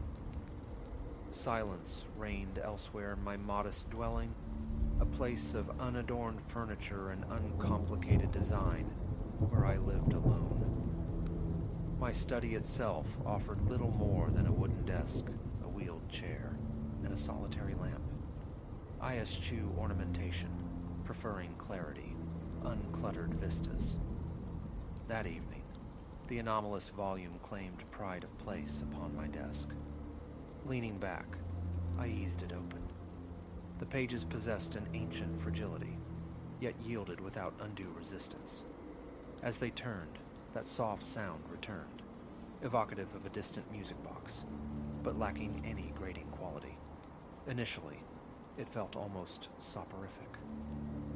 Faded Latinate script adorned the title page, elegant yet indistinct. Though largely indecipherable to me, fragments like tempest and port surfaced from the lexical fog. Flipping further pages amplified the sound subtly, its gentle persistence forestalling alarm. My finger traced the lines of text, a futile attempt at comprehension that yielded only a peculiar sensation deep in my chest. Not pain, but a constriction, a silent demand for deeper breaths. Setting the book aside, I resolved to seek rest. That night, sleep came untroubled. The second night drew me back to the stark geometry of my study. Darkness held sway beyond the small lamp's amber pool, illuminating the enigmatic volume, closed upon the desk. Opening it unleashed the melody anew. Slow, deceptively simple, yet possessing an insistent gravity that pulled my focus, coaxing an unconscious hum from my lips. Then, a subtle phenomenon. The pages, left untended, seemed to drift with an unseen current, settling almost deliberately upon specific tracts of text. A faint jolt, like static seeking ground, tingled in my fingertips as I tilted my head. Turning more leaves caused the melody to modulate, shifting key with an eerie fluidity. A sudden dryness constricted my throat. I swallowed, compelling myself to decipher the script. My Latin is fragmentary at best, yet I hazarded pronouncing a few words aloud. Stumbling utterances, yet each spoken phrase seemed to swell the melody momentarily before it subsided back into its low, hypnotic thrum. My heart commenced a frantic tattoo against my ribs. A cold dew bloomed on my brow, incongruous in the room's cool air, admitted through the open window. A tension coiled within me. My very sternum felt as though it vibrated with a sympathetic resonance. Abruptly, I snapped the book shut, rose, and retreated. The kitchen offered sanctuary and a glass of water, my reflection staring back from the blank wall as I willed my breathing to steady. Nothing else felt amiss, yet an undeniable sense of observation prickled the back of my neck. Solitude offered no comfort, only the conviction I was unnerving myself. I dismissed it, seeking the oblivion of sleep. On the third night, the melody asserted itself with greater presence. It greeted me the instant I breached the study doorway, emanating from the closed book upon the desk, like phantom radio waves bleeding into the silence. A knot tightened in my stomach. A Approaching the desk, I extended a hesitant hand. Touching the cover caused the melody to surge briefly. My pulse hammered a frantic rhythm in my ears. A visceral chill traced paths down my arms. Opening the volume revealed pages that seemed to flicker at their edges, a subtle ripple disturbing the paper's surface. I rubbed my eyes, but the visual distortion persisted. Attempting indifference, I turned several pages. The archaic Latin remained dense, impenetrable, though certain lines recurred across disparate leaves. I tried voicing them again. "Aperi Ianuam," I whispered, my voice an unsteady tremor. The melody transformed, coalescing into a sustained, swirling hum that enveloped my hearing. Simultaneously, a distinct pressure materialized at my shoulder, like the gentle weight of fingers. I spun around. Empty air. Yet the pressure lingered, a tactile ghost raising goose flesh. With a sharp exhalation, I slammed the book shut, dragging a hand across my suddenly clammy face. My mouth was parchment dry. Forcing stillness upon weakened knees, I finally seized the book and consigned it to a desk drawer. Extinguishing the lamp, I quit the room, haunted by the lingering sensation. Sleep that night was a shallow, restless affair. In the subsequent days, the book exhibited a disquieting autonomy. I'd discover it resting upon the desk despite my certainty of having secured it within the drawer.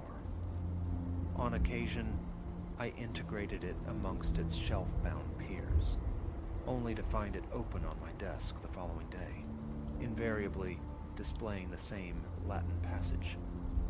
One phrase dominated, "Aperi Ianuam." A quick search on my phone confirmed its stark meaning. Open the door.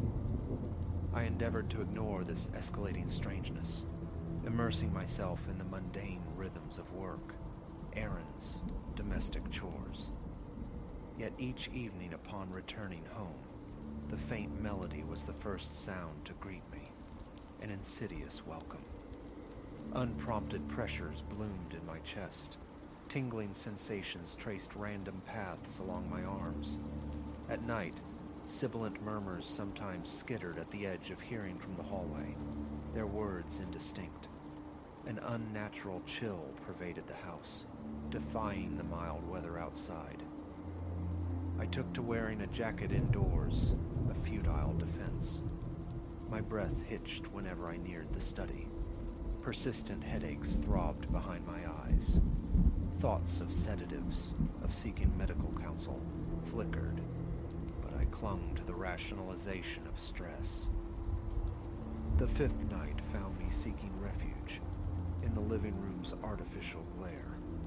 The television volume elevated in a deliberate attempt to drown out any intrusions from the study. Remote clutched tight, I feigned relaxation. Around midnight, the screen stuttered. Channel surfing proved fruitless. The flickering persisted. Then, behind me, insinuating itself beneath the television's drone, arose the melody, drifting from the hallway. Every muscle tensed. Setting down the remote, I rose on stiffened legs and moved towards the sound's source. The study door stood slightly ajar, a violation of the closure I distinctly remembered enforcing. Pushing it wider revealed the book, centered on the desk, open, its pages fluttering as if turned by an invisible hand.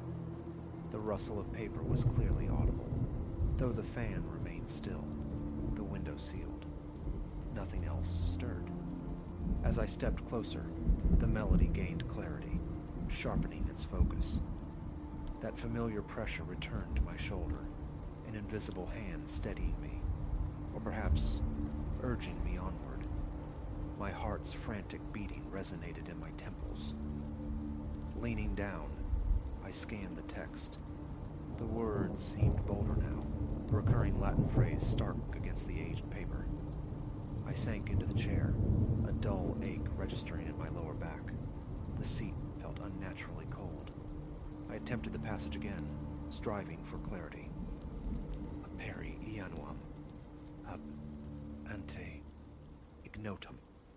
My recitation faltered, yet I persisted, hands trembling. The melody swelled, encompassing me, and the distinct sensation of breath, cold and close, brushed the back of my neck. My scalp prickled.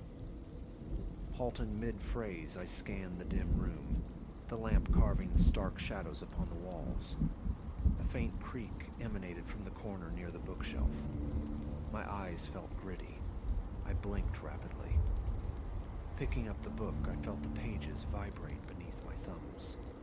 Rising, I tried to leave, but the melody seemed to cling, echoing my steps down the hall.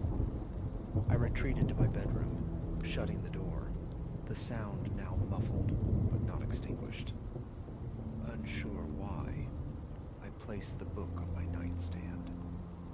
Sitting on the edge of the bed, I stared at its inert cover, my breathing shallow, hands numb. Sleep that night was fragmentary, punctuated by jolts of wakefulness, triggered by phantom pressures on my limbs, subtle tugs at the bedsheet, the unshakable conviction of a presence in the room.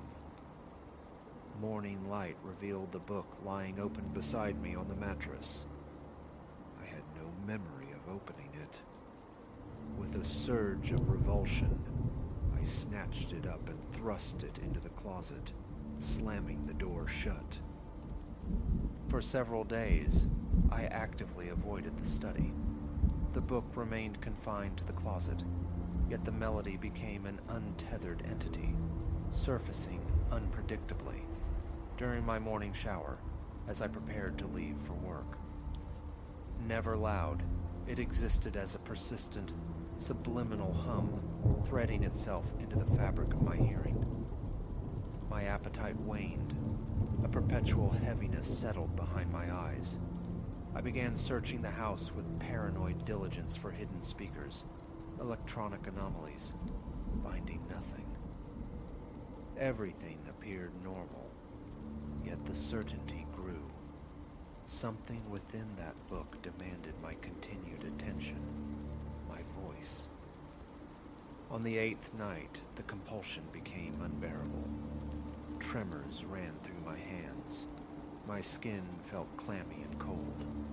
The house seemed thick with stagnant air, saturated with the scent of decaying paper, a phantom library overlaying my familiar surroundings. Drawn by an invisible tether, I walked to the closet and pulled open the door.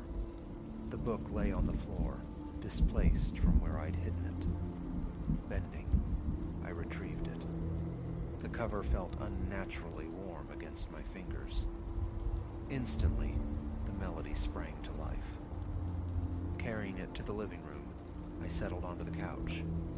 Opening it revealed more Latin text, yet some words seemed altered, the very letters rearranged upon the page.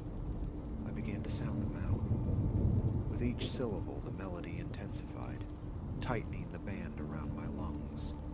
My eyes watered. My neck muscles seized.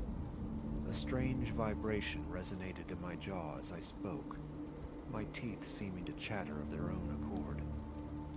The words felt guttural, alien on my tongue, yet I pressed on. Under the room's light, the pages themselves appeared to acquire a faint luminescence, their corners shimmering subtly. Sweat pasted my shirt to my back despite the inner chill. Leaning closer, I traced each sentence, forcing steadiness into my voice, though my lips felt cracked, my tongue clumsy. A creeping numbness ascended from my ankles, locking my calves. Then, a distinct rustling sound erupted directly behind me. I whipped my head around. Only the end table lamp and the blank expanse of wall met my gaze. Yet, undeniably, the couch cushion beside me dipped, compressed by an unseen weight. I leaped to my feet, breath tearing from my lungs. The book tumbled from my lap, landing sprawled on the floor. The melody crested, soaring to an almost unbearable pitch, accompanied by a sudden, violent gust of frigid air that swept through the room, whipping strands of hair across my face.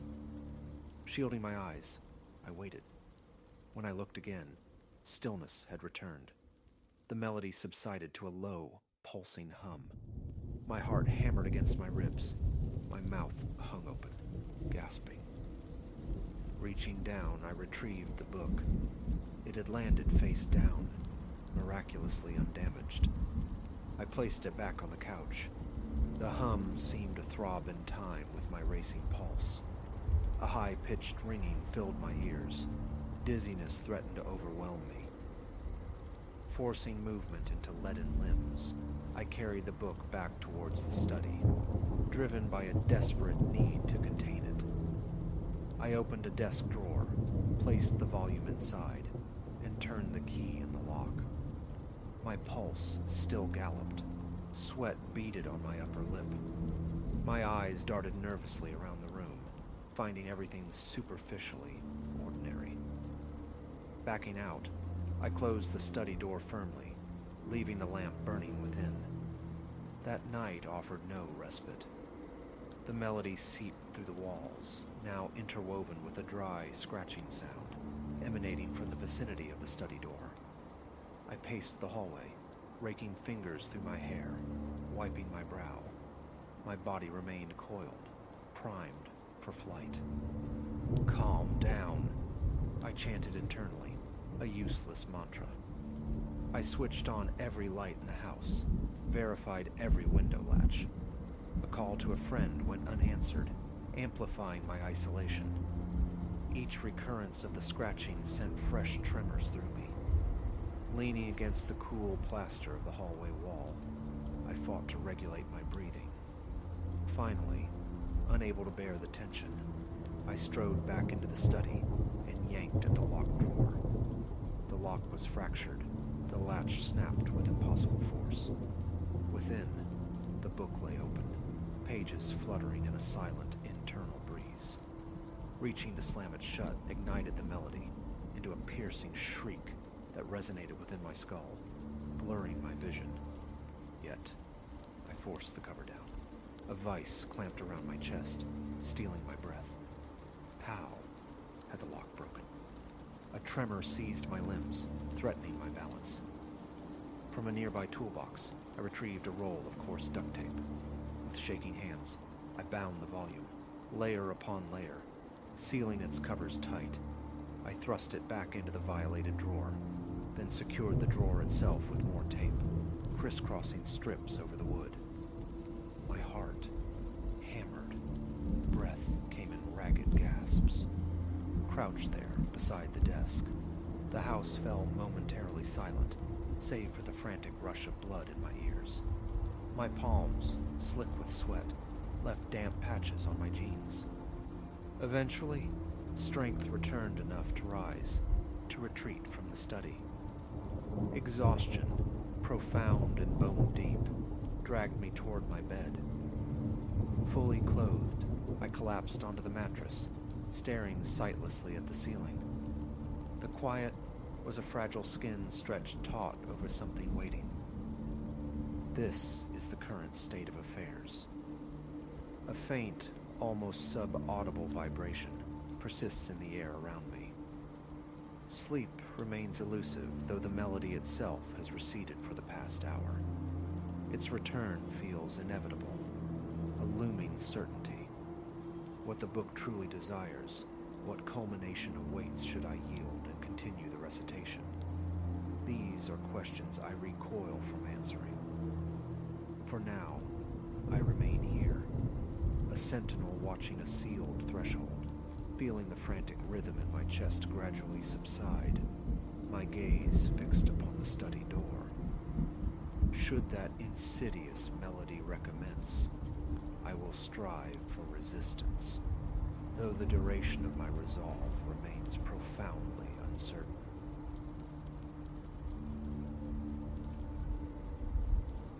"6 months since Elias had taken possession of this clapboard house, its paint peeling like sunburned skin, He'd craved a buffer of green, a private sprawl, and this plot, wild and unruly, with shoulder-high weeds and a skeletal fence at its boundary, had whispered promises of solitude.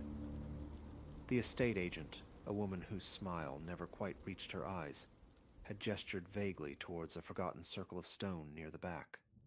An old well, she'd murmured, capped and dormant for generations. A footnote. Nothing more. Until Elias, fueled by the nascent energy of spring 2 weeks past, decided to wrestle the wilderness back. He hadn't foreseen that unsealing that stone maw would invite this nightly baptism of cold sweat, this phantom weeping of water that now echoed in the hollows of his home. The memory remained stark, etched by the blaze of the afternoon sun. Elias, clad in stiff work gloves and a sweat-darkened gray shirt, breathed the fecund scent of disturbed soil. A shovel bit into the tangle of creepers suffocating the wellhead. Beneath the green shroud, oxidation bloomed like crimson lichen across the iron cap, a thick chain threaded through a pitted ring, its only mooring. The metal was dense, ancient, yielding nothing to his initial heave. A crowbar became his lever, groaning against the resistance. The lid finally grated, a sound like fingernails on slate that raised the fine hairs on his arms. Minutes blurred into exertion, pushing the immense weight aside until he stood panting, rivulets of sweat tracing paths through the grime on his skin. Within the shaft, the bricks wept a dark dampness, though the surrounding earth remained parched. Elias inclined his head over the opening, inhaling a breath thick with subterranean stillness and decay that provoked a dry cough. He fumbled for his torch. Its beam sliced the gloom, illuminating the slick, curved walls, and then a fugitive sparkle nestled in a crevice between two upper stones. Leaning further, one gloved hand bracing against the cool rim, his knuckles grazed something compact, unyielding. He set the torch down, its beam pointing skyward, and worked his fingers into the gap. A moment of resistance, then it came free, with a jarring suddenness that nearly sent him tumbling forward. A ring. Its band was broad, fashioned from some lusterless, indeterminate metal. Pewter, perhaps, or tarnished silver. At its heart sat a cabochon of obsidian-like stone, lightless and absorbing. It radiated a profound chill, colder than the stone well rim, colder than the ambient air, an alien coolness that seeped into his palm. As he straightened, a peculiar disquiet bloomed beneath his skin, a prickling awareness at the nape of his neck. Impulse, or perhaps a nascent, unwise curiosity, made him slide it into his trouser pocket. He wrestled the iron lid back, the clang of its final seating echoing briefly, then turned his attention back to the mundane tyranny of the weeds. Later, beneath the drumming spray of the shower, another rhythm intruded, a furtive plink, plink, plink, out of sync with the plumbing's chorus. Elias twisted the faucet shut, silence from the showerhead, yet the phantom drip persisted, a delicate, aqueous percussion somewhere within the house's skeleton. He checked the bathroom basin, its chrome tap bone dry. He pressed an ear to the cool tile, listening to the interstitial spaces. The sound faded, elusive as steam. Old houses, he reasoned. They have their groans, their secrets. But sleep, when it finally claimed him, offered no respite. He plunged into the black cylinder of the well, stone rushing past, the air glacial against his face. Far below, a shape coalesced in the oppressive dark, indistinct and still. Then a voice, less heard than felt, a subterranean tremor vibrating through his bones. Return it. He snapped awake, heart hammering against his ribs, sheets clinging damply. The bedroom was a void of black, and the dripping, closer now, impossibly intimate, as if originating beside the bed itself. He lunged for the lamp.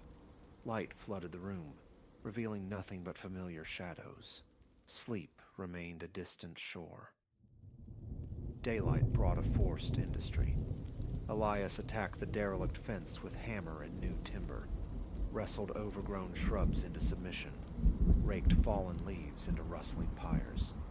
Yet, in every pause, every moment of stillness, the aqueous ghost returned, that soft, insistent drip. It was directionless, a ventriloquist's trick of sound, now by the leaning shed, now seeming to emanate from the kitchen wall itself. Just nerves, he told himself, batting away absurd notions of cursed trinkets. By late afternoon, fatigue had settled deep in his bones. Inside, seeking refuge in the cool dimness, he retrieved a soda from the refrigerator's chill. The twist of the cap released a brief hiss, immediately followed by the familiar cadence. Drip, drip, drip. It felt pointed, admonitory. A knot formed in his gut. He downed the cloying liquid quickly, the pleasure curdled by apprehension, setting the bottle down with a click. His eyes scanned the surfaces, searching for the source, the leak, the rational explanation. Nothing. Only dryness and the lingering echo of the sound. That night, seeking oblivion, he retreated to bed early, but sleep snagged him only to plunge him back into the well's suffocating embrace, sinking endlessly into a darkness without floor or horizon. A silent scream clawed at his throat. The voice resonated again, a hollow echo in the void, demanding the ring's restitution. He woke trembling, chest constricted, the clock beside the bed glowing 3 a.m. A raw thirst burned in his throat.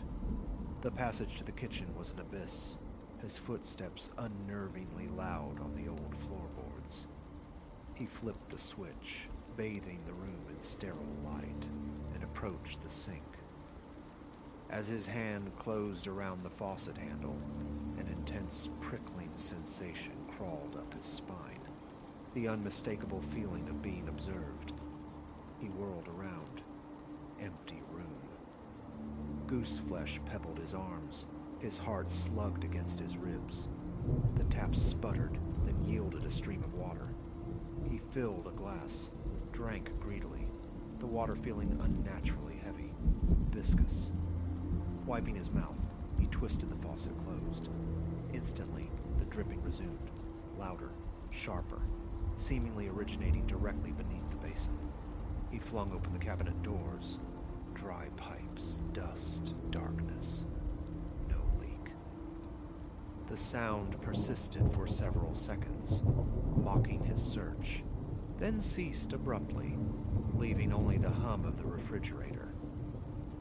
In the days that unspooled, the dripping became his shadow, a soft, insistent metronome marking time in the living room as the television droned, an echo in the cavernous garage while he searched for tools, a faint counterpoint to the rattle of mail falling into the box at the end of the drive. Never loud, never frantic, just present. A persistent, misplaced punctuation in the grammar of his life. He maintained a facade of normalcy, the commute, the sterile office tasks, even a strained coffee meeting with a colleague where every sip felt scrutinized. Water became suspect. He found himself rationing it, avoiding the simple ritual of washing his hands unless absolutely necessary, using paper towels to mop the constant sheen of nervous sweat from his brow. His skin grew tacky, unclean, a state preferable to the chilling intimacy of running water, the feeling of unseen eyes memories that accompanied it. The ring lay exiled in a cheap cardboard box within his nightstand drawer. He tried to ignore its presence, but whenever the drawer slid open, the dark stone seemed to capture the ambient light, drawing his gaze. Tentatively, he'd touched it, considered disposal, burying it deep, casting it into the river. But the crystal remained unnaturally cold against his skin, even in the house's warmth, sometimes emitting a barely perceptible thrum that resonated up his arm, stirring a faint nausea. And sometimes, unbidden, the voice would surface in his thoughts, a low insistence. Return it. Cold sweat would bead on his forehead. He fought the rising panic by immersing himself in tangible tasks, mending fence palings, spackling hairline cracks in the plaster, desperate anchors in a reality threatening to dissolve. One evening, propelled by a desperate need for confrontation or closure, Elias forced himself back to the well.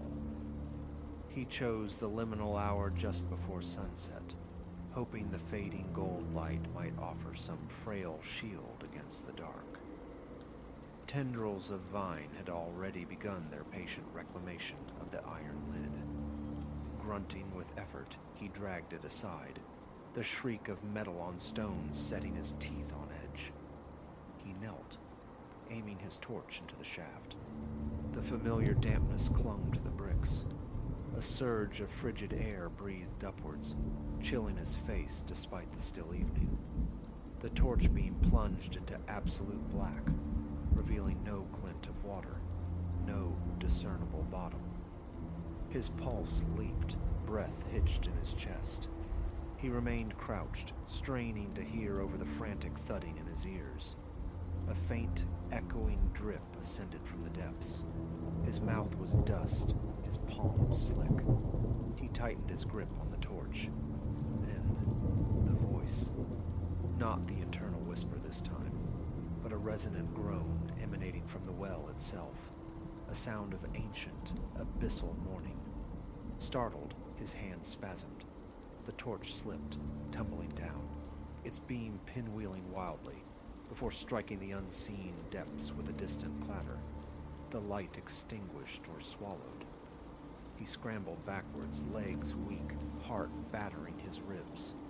He kicked the heavy lid frantically back into place, tearing skin from his knuckles on the rough concrete surround. He didn't spare a thought for the lost torch. The idea of reaching into that darkness again was unthinkable.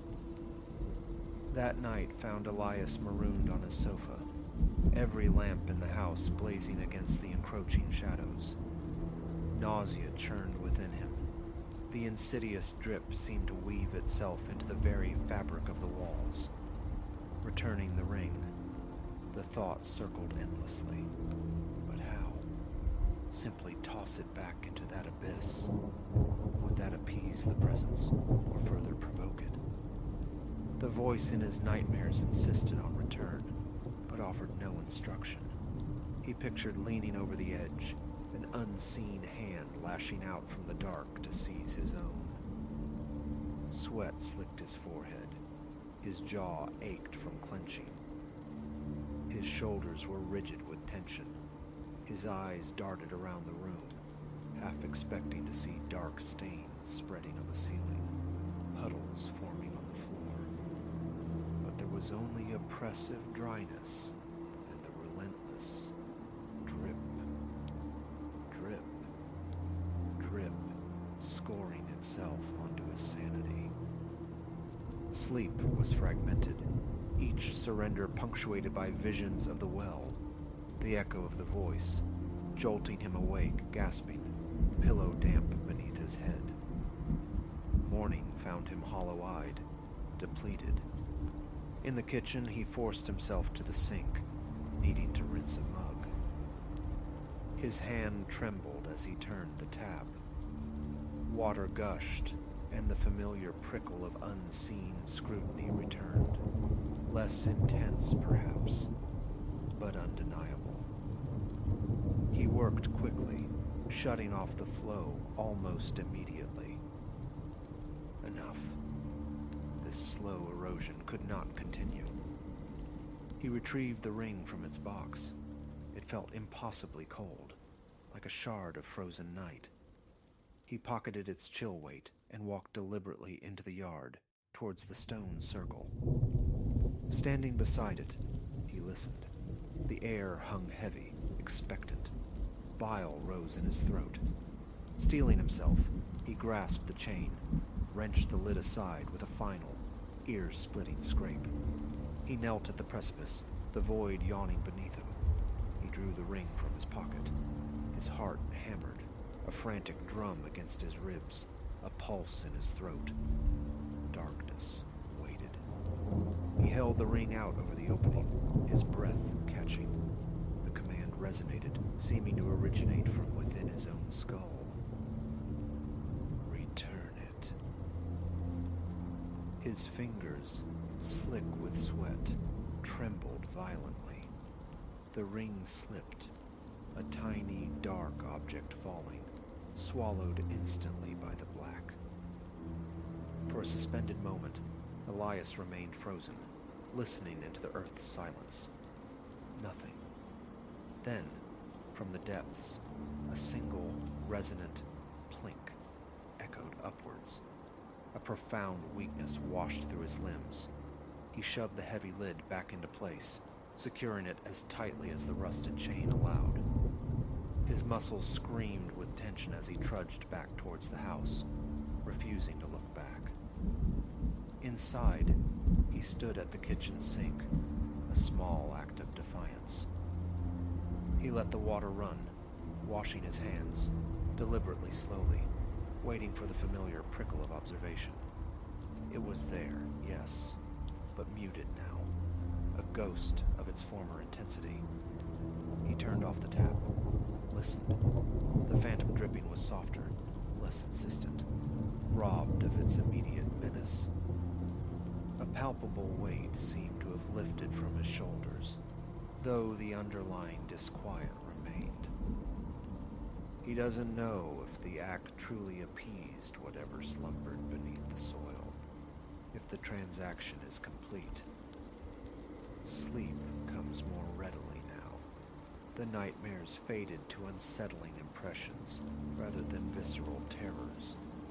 The phantom weeping of water still whispers occasionally from within the walls, a faint, intermittent reminder, but it no longer sends his heart into frantic revolt. The subterranean voice remains silent. He finds himself watching the backyard, his gaze drawn involuntarily to that circle of stone. He listens for the scrape of iron, watches for any disturbance. Vigilance has become instinct. The memory of the ring's glacial touch, the way water itself seemed complicit, is indelible. Every unexpected gurgle in the pipes, every stray drip from a gutter, makes him pause, listen, assess. Whether the well is truly dormant or merely patient, he cannot say. But he can stand at his sink now, can feel the flow of water over his skin, without the immediate certainty of something cold and unseen breathing down his neck. For now, in this house of uneasy echoes, that fragile truce suffices.